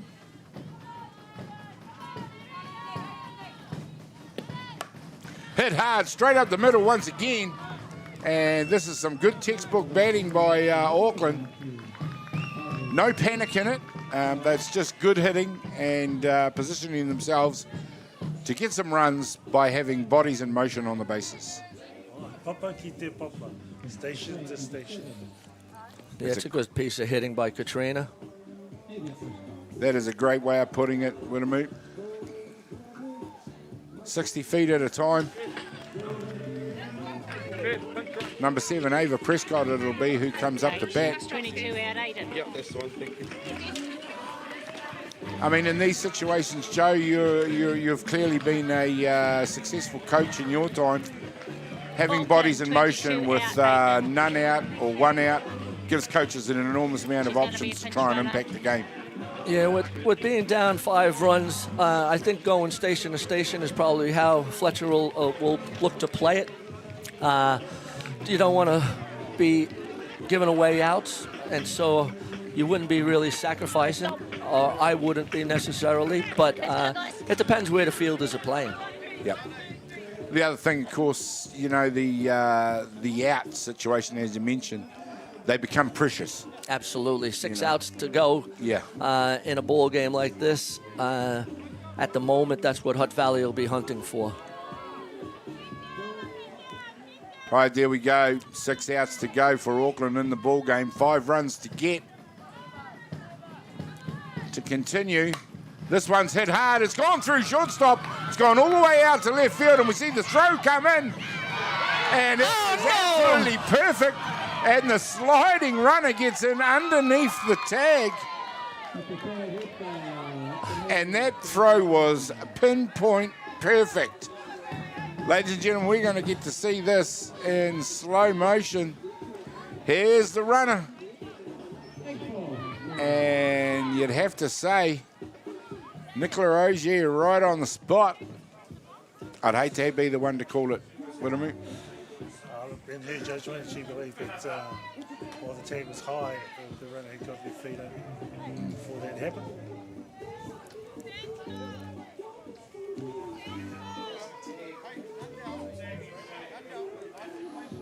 Coaches for Hutt Valley, Cindy Portai, Zavana Aringa, have come out and asked the question, but it's the rarest thing on earth, an umpire changing their mind. That's for sure. Does not happen, and it's Auckland. They bring back another run. It's bringing 19 back in for 11. 11 out, 19 back in. Yes, please. Thank you. Hutt Valley change, re-enter 19, 1-9. 19. We're going to see Rongamai Luke Royal re-enter the game. Irene Costa, who heads to the dugout, is Auckland. Just looking threatening in this one now. As we see on our pictures, there goes past the outstretched glove.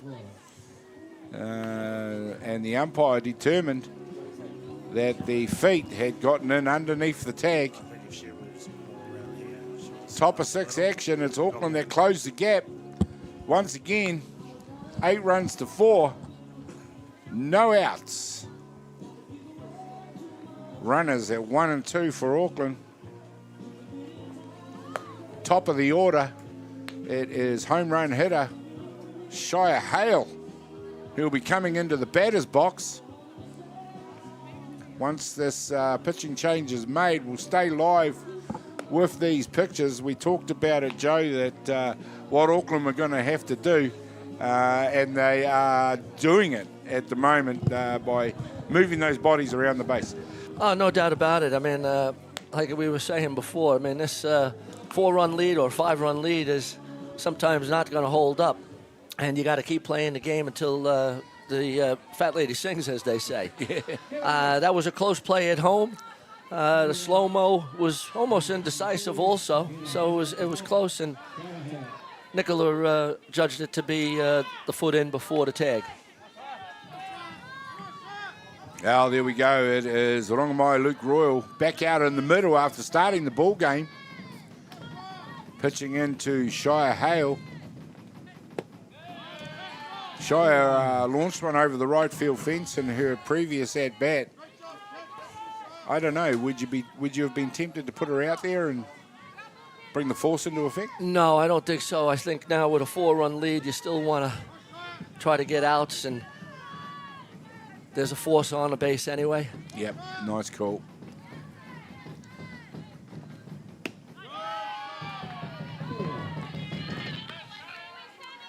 And for the first time since the first innings, it is Auckland.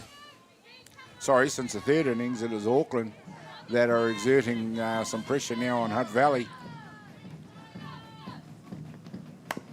This time it's hit back, and it's Luke Royal, who can't stop the runners advancing, but does take the out of 1.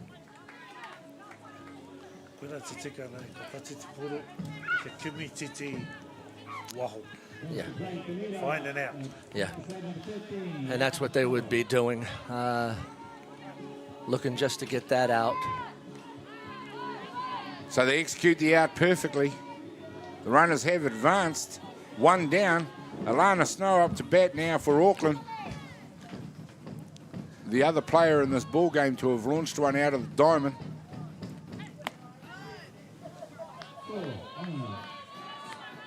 And just another dimension in this ball game being added as Auckland look to close this gap.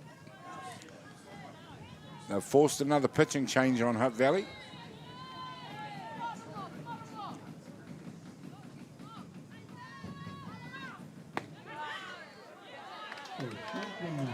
Nice pitch, low on the outside of the plate. Takes enough of the plate to be a strike. And those are the sorts of spots that Rongamai Luke Royal is going to have to hit to prevent Auckland from moving these runners around the bases. Still only 1 out. This time the hit goes out to left field. 1 run's going to score. The second run's coming in now. The ball's coming in. The diving slide. And Alana Snow's gone all the way around to 3. Auckland has scored 2 more runs And this ball game, ladies and gentlemen, just got tied again. Ka tino Gary, ka tino wera tēnei kewe. I aua wā. Waru ki te rua. Nāi nei, waru ki te ono. Tata rawa te kewe nei. Nā te patu o te ona kaipatu o tāmaki ki makaurau, me ki rā ki te papa ki te papa, station to station. Yep. And then ka ki te rātou te puro ki waho. Just good softball, Joe. Yeah, By no, Auckland. it's fantastic hitting. Good piece of hitting with Auckland going station to Joe, I'll station. just interrupt you there, mate. They are making a pitching change. We will take a break this time, and this break brought to you by Beyond the Dugout Broadcasting.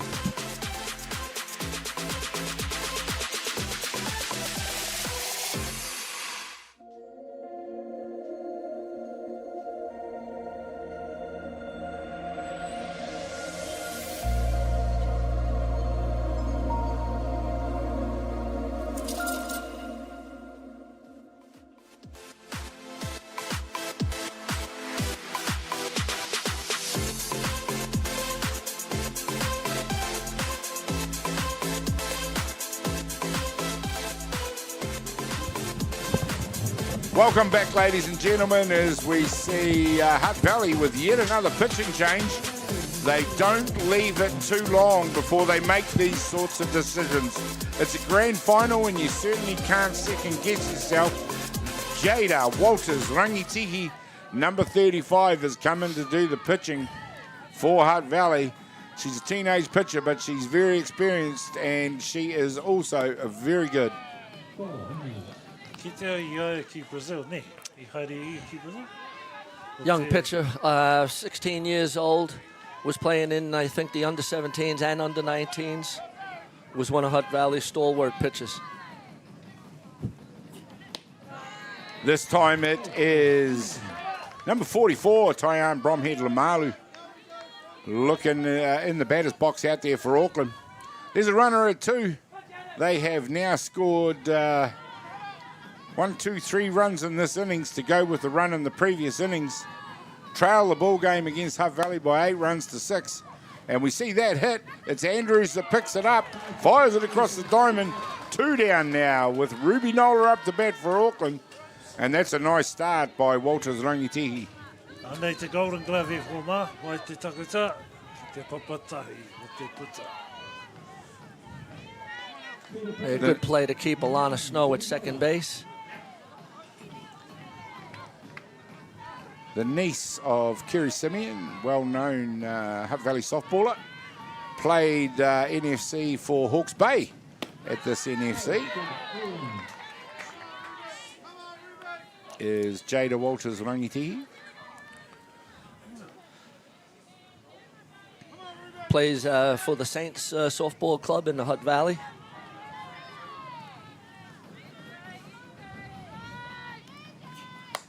This time it's a pitch hit up in the zone, which Ruby Nola swings hard on. Interesting, Joe, you mentioned her as a stalwart pitcher at 16. Yeah. Well, she's got a big future with Hutt She's got Valley. a huge future, there's no doubt.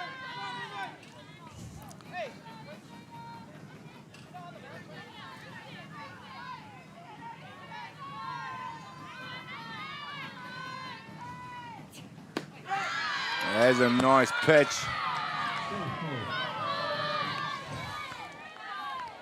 You know, that's a very, very close call. And at 16, you can see almost immediately what type of pitcher you're dealing with. She just turned around and shook that one off. That was a good spot. Just probably missed the plate by millimeters. This one through the middle. It's hit straight back up the middle. And it looks like Auckland are going to score another run here. And it is Auckland that continue to mount this comeback and keep closing the gap on Hutt Valley. It's a 1-point ball game, ladies and gentlemen. A 1-point ball game. Who'd have thought that 5 runs ago? Anei te patu ki Wainganui, ki Wainganui, ne ka tae te oma. Kai oma mai te paparua ki te haukainga. Well, you said it would have moved station to station, and that's exactly what Auckland have been able to do. And in fact, their momentum is building. And their confidence will be up too, Gary. Yeah. Yep. Now that this is a ball game. This is a ball game, and I can see my fellow commentator down there, Mr. Friso, beginning to sweat. Oh, yeah, I mean, it's, you know, just a little bit of the green and gold showing a wee bit. There we go. This one's popped high, very high by Hokomo. It's taken out there at first base by Denver Short-Tate. There we go. 3 down it is now, but Auckland have helped themselves to 4 runs. And now trail this ball game by just the 1 run, 8-7. Hutt Valley, Auckland will be back with more action in just a minute.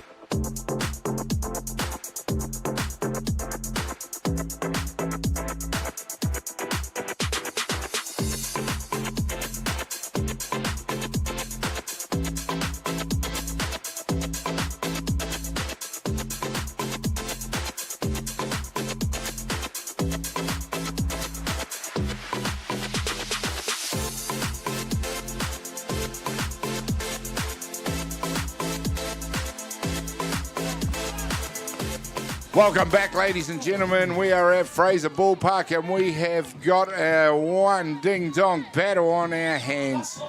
We knew it was coming. It's a grand final, and it is definitely a grand final that is worthy of the name.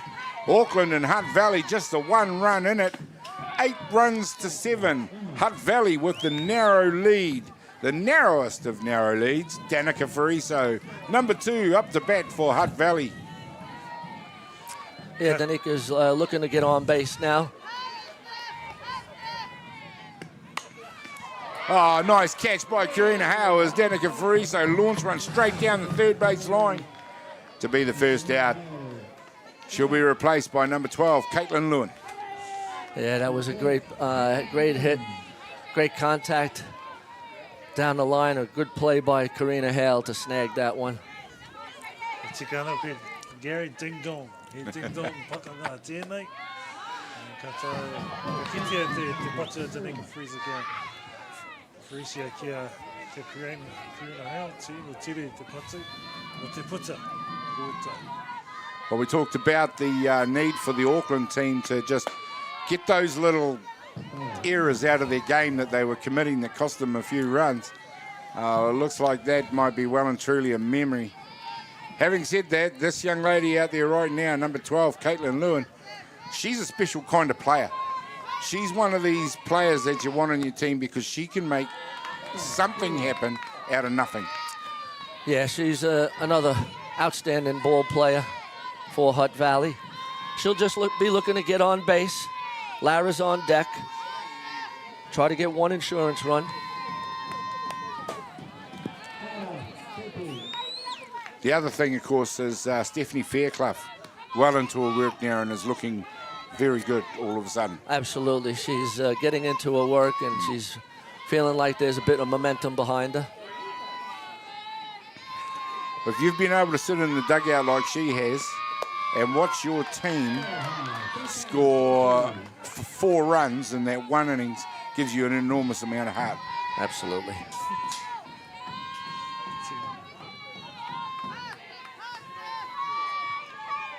Well, here she goes. She rears back here now to get ready to go again. But Auckland on the comeback. There's one hit out to second base. She's very quick. And it is a nice job. We talked about Auckland again, about Auckland's need to eliminate those errors. There's a nice play out there to send Caitlin Lewin back to the dugout for the second out. Koe te tere ana Caitlin Lewin, te tere ana te tima haumari o tēnā puta. Dr. Lara Andrews, it is up the bat. And with 2 down, we knew Auckland would have had to blank Hutt Valley because we're going to go into the top of the 7th with Auckland 1 behind, but also only 3 outs left in the ball game. Yeah, I mean, this is going to be a huge inning when Auckland get up facing a young pitcher. I think if Auckland are going to continue, this is the moment right here, though, with possibly one of probably New Zealand's most respected batter right here, right now, in the box for Hutt Valley. Yeah, Lara would be... it's a huge moment in the context of this game. Yeah, Lara will be wanting to get on base.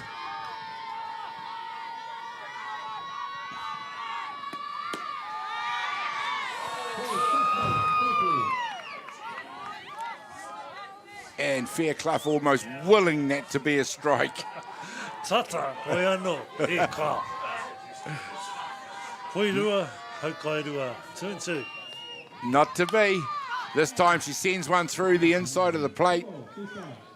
And it is Andrews that's not willing to let the umpire make the decision, fouls it back. That's how you stay in a battle. Yeah, she's got great discipline across the plate. Doesn't swing at balls too often.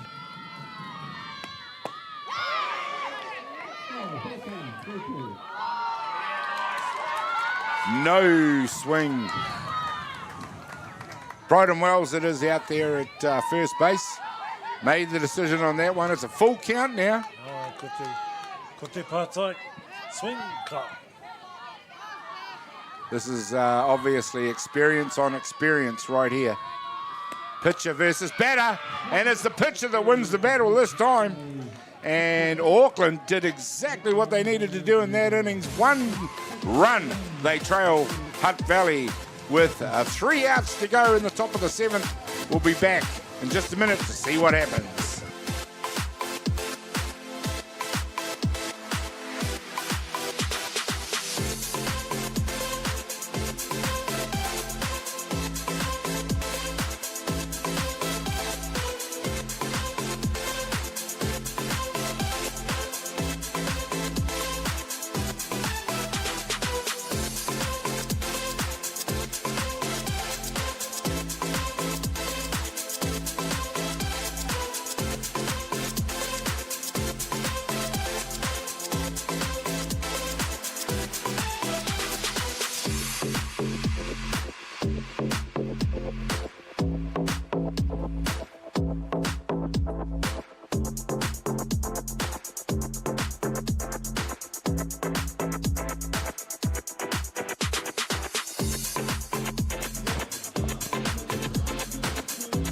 Welcome back, ladies and gentlemen, and it is a grand final that we have been expecting between these two teams, Auckland and Hutt Valley.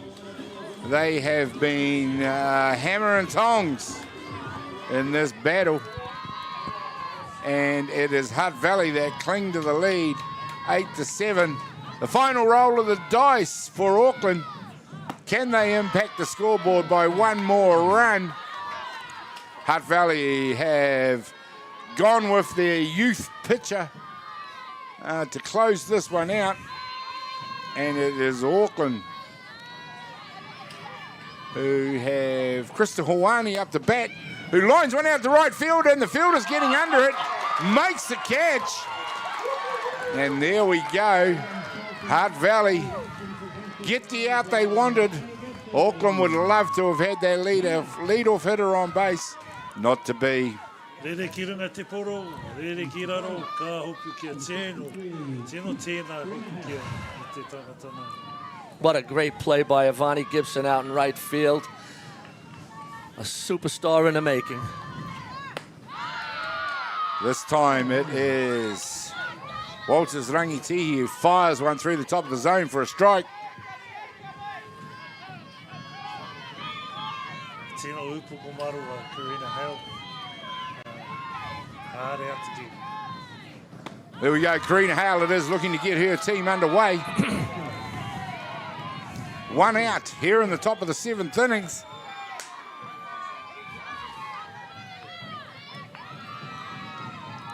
Who had the odds of a 1-run ball game?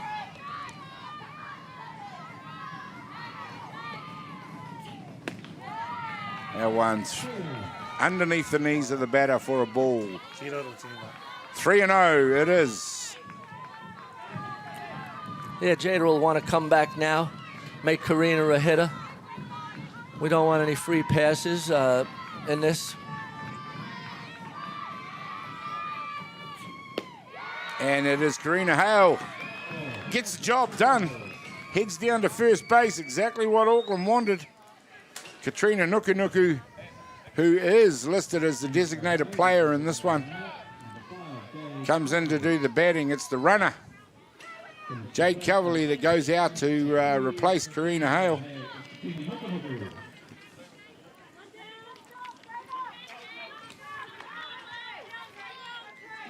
Page out, 22 in.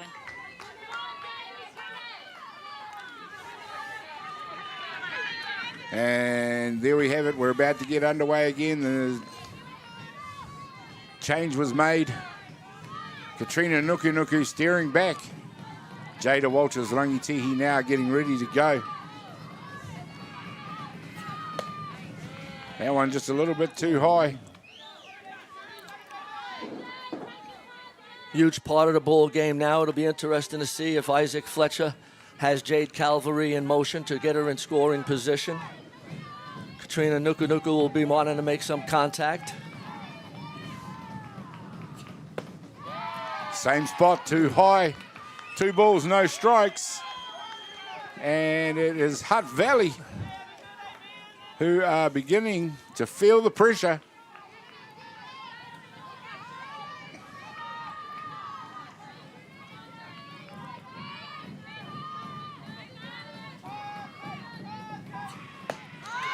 There's a nice comeback by Jada Walters Rangitihi. Burns one past the bat of Nuku. Jada needed that one. Yeah, she definitely needed that pitch. Now she can work the next pitch.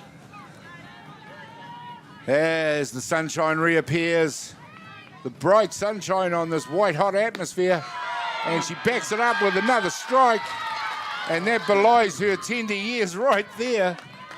2 balls, 2 strikes.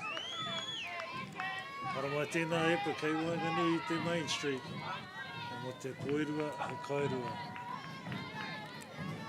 Nuku, she's got way too much experience to let that worry her.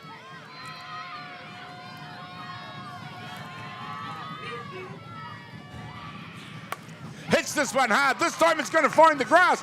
It is well picked up out there.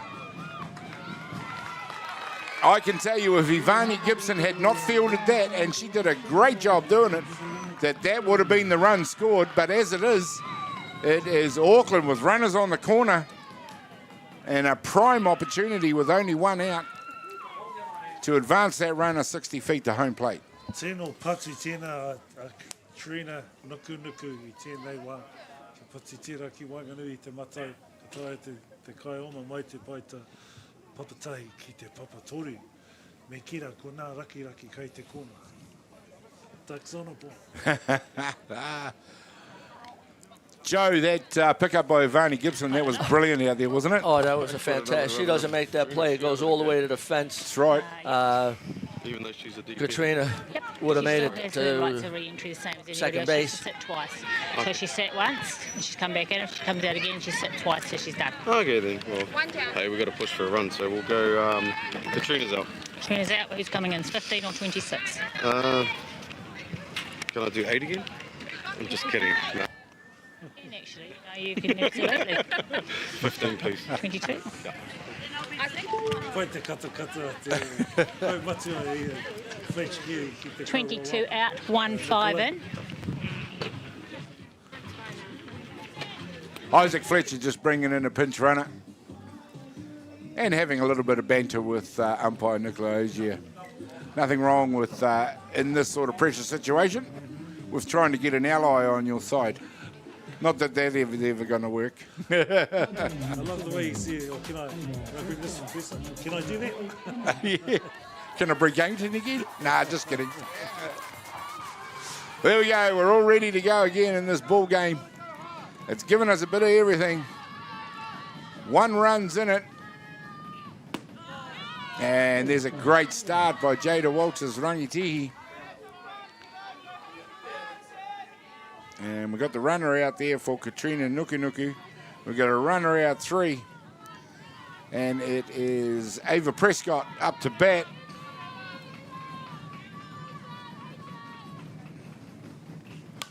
And she has pop flied this one. It has gone right up and back and is going to settle nicely up in the net. Good pitch by Jada. Ko te kai te kai rua. So Jada's ahead. Why are you ahead here? She is. No balls, 2 strikes. It's remarkable how the Auckland body language has changed since Hutt Valley had their onslaught. And here's the pitch.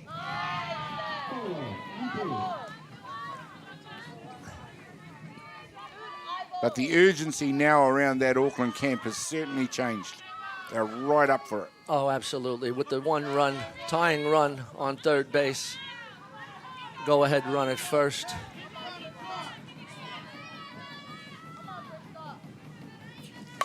This one through the middle, it's hit hard. Down to foul territory. It's just a matter whether it's going to make it over the fence. And it does. He hapa. Foul. Prescott signals her intention right there with that hard swing.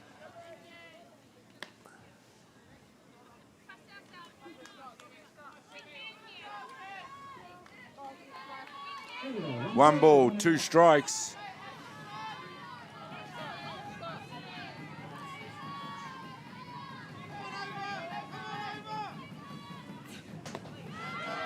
That is flirting. Nice job by Otila Tavite right there to keep that ball in front of her as it made it to the turf.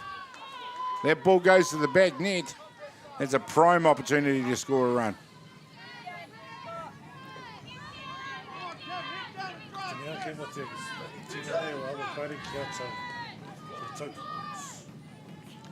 This one's hard. It's going to go out to centre field. She's gone up, tagged up, and yes, the sacrifice fly has scored the run and tied this ball game up, ladies and gentlemen. 8 apiece, and Auckland have made the comeback. They've bridged the gap. Te mahi o te tima o tāna ki makaurau. Ko te papa ki te papa, and then ka taia ki tēnei wahana. Waru ki te waru. Well, there we go. 2 down now. A beautiful piece of softball by Auckland there. The sacrifice fly to score the run they needed. And you did hear Coach Isaac Fletcher say to umpire Nicola Ogier, we're chasing a run. So I'll make this change. Oh, exactly. No doubt.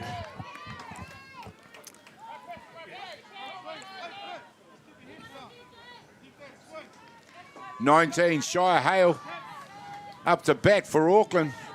Launched one out of the park. Can she do it again? We're about to find out. Hard swing at that one, and that was definitely her intention. That was great calling by the catcher. Not to come down Main Street, but just to try a rose ball and get him a swing. Got her to chase it all right. She didn't have to swing. It probably would have been called a ball, but that's good pitching.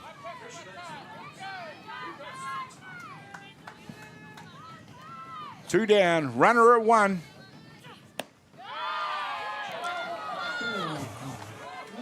And you can hear the effort that young Jada Walters Rangitihi is putting in out there.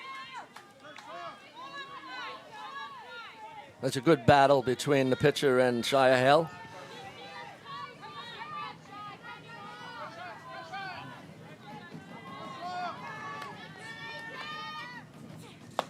Swing. Oh, that is a great job. Jada Walters Rangitihi strikes out Shire Hale to end the inning for Auckland. Now it's up to Hutt Valley. 1 run will do it. We'll find out what happens when we come back in just a minute.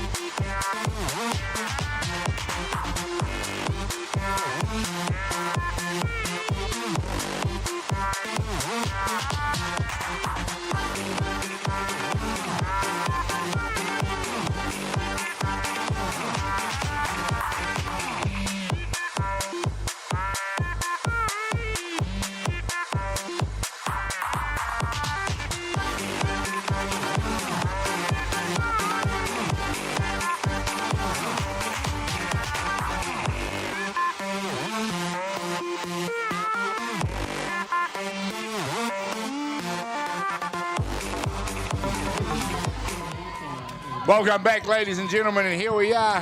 Sorensen Field Diamond 1 action, the 2025 National Fast Pitch Championship. Is it about to be decided here, or are we going to go to tiebreaker? Well, the question is going to be answered probably within about the next 5 or 10 minutes. We are going to see what happens. And it's Hutt Valley. There's a bounce into the glove. Nicely fielded out there by Shire Hale. And it's Kiri Winiata Anoka, who is the first out here in the bottom of the 7th innings. Well hit ball by Kiri Winiata Anoka.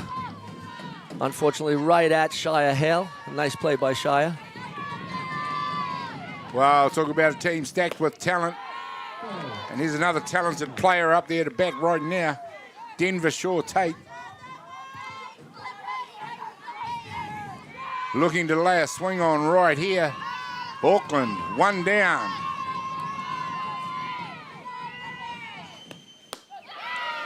And it is Stephanie Fairclough who is hitting all her spots now. Yeah, she's got a bit of momentum here now. She's got the game face on too out there. That is one serious stare. Keen.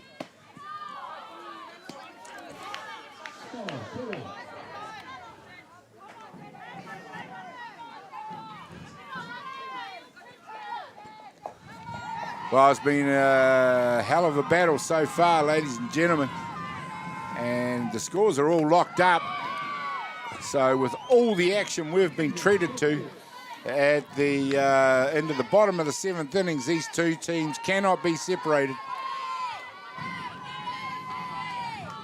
2 balls, 2 strikes.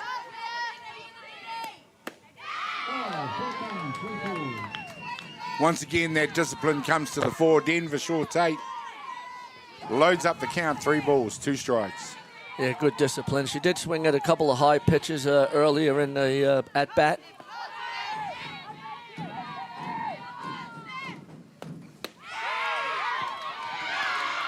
Oh, there we go. And Shaw Tate paid the price for assuming that was going to be called a ball.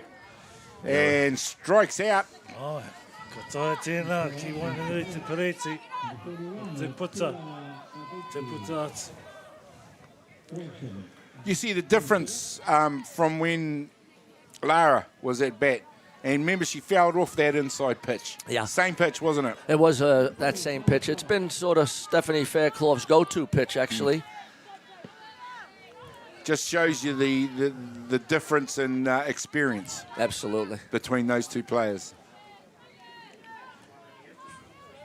And pinch hitter for Hutt Valley, and why wouldn't you try it?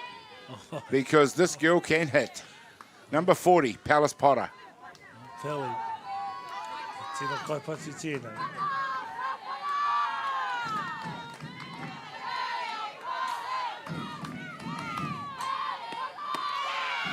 There we go. She's got her toes right up on the line. So what does an experienced catcher ask her pitcher to do? Throw it down the inside. And she's just come back a few centimetres as well. Goes inside again. You don't want to give her anything. Hale picks it up, fires it across the diamond, and looked like a collision out there. I'm going to go with safe.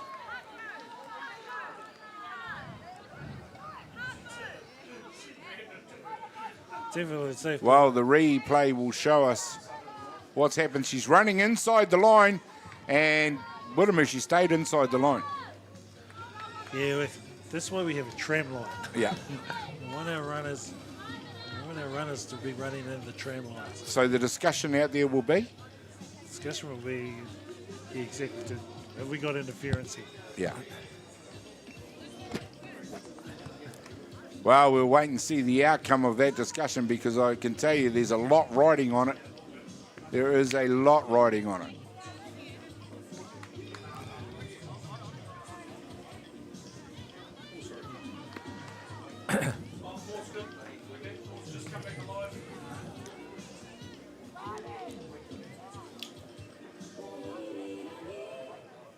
Looking at that replay, guys, the defensive player had to come across the line.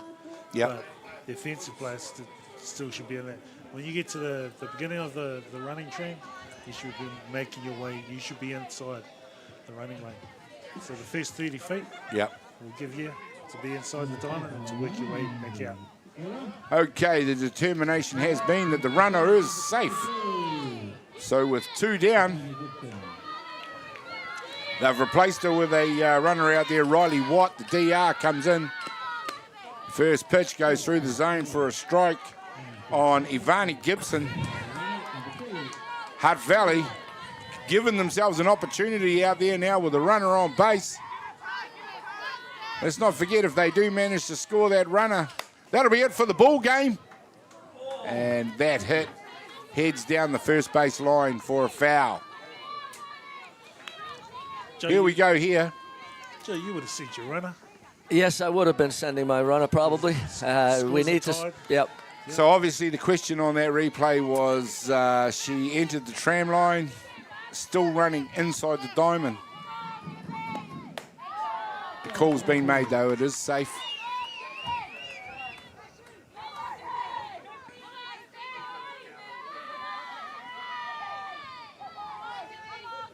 This time now it is 1 ball, 2 strikes. Nice job by Stephanie Fairclough to get ahead of the count. She fires it down. It's up in the zone.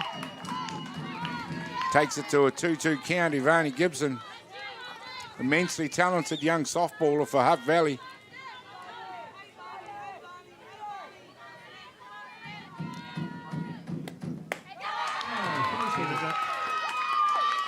Tirunga tēnā epa mo te kira ko te puituru i hau kairua.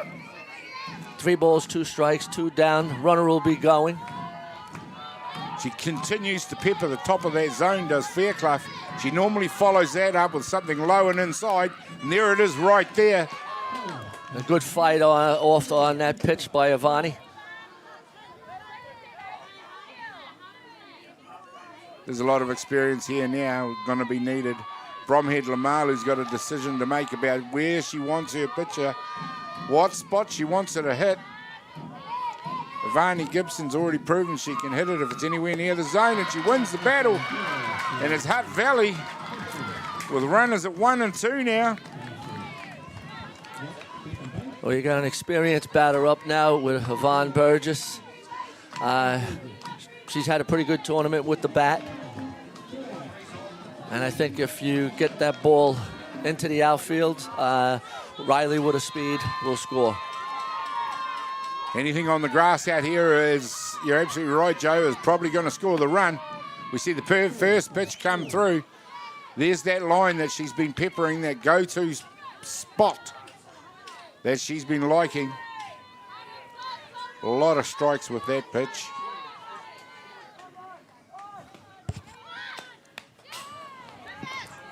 There's that early count. And did I see a little fist pump out there from the pitcher? Oh, the momentum's shifted to the defensive. Yeah. She's up now. We are at a stage in the game. As we see, it's just popped out. It's gone shallow outfield. They're converging for it. Yeah! It's found the grass, and the run's going to score. And it's Hutt Valley that are going to be the 2025 National Fastpitch Champions. And they have done it despite the gallant fight back from Auckland.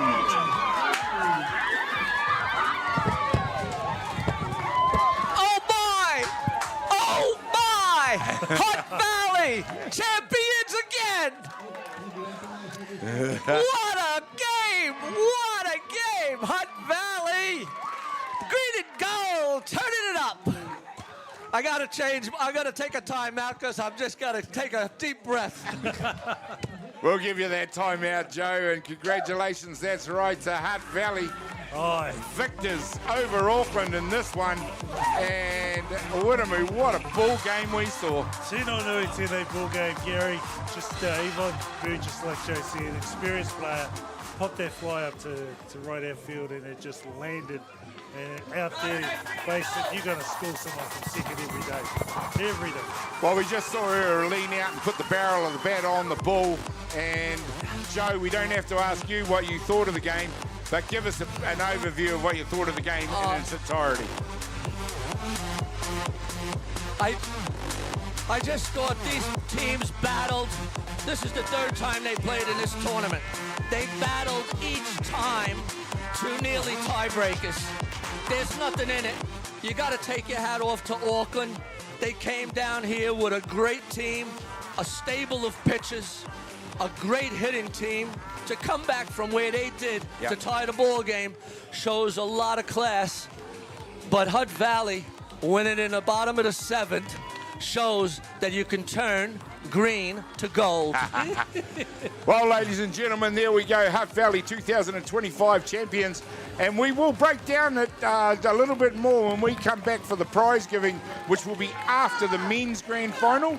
So I'll just say for me, Gary Rohihi and Ballpark, because I'll leave it to Wiremu Tamaki to take us out. But for me, Gary Rohihi and the rest of the crew from Beyond the Dugout Broadcasting, don't go anywhere. We've got the men's grand final in just a minute. Over to you, Wiremu. Tēnā koe, Gary, tēnā koe, Joe, tēnā koutou.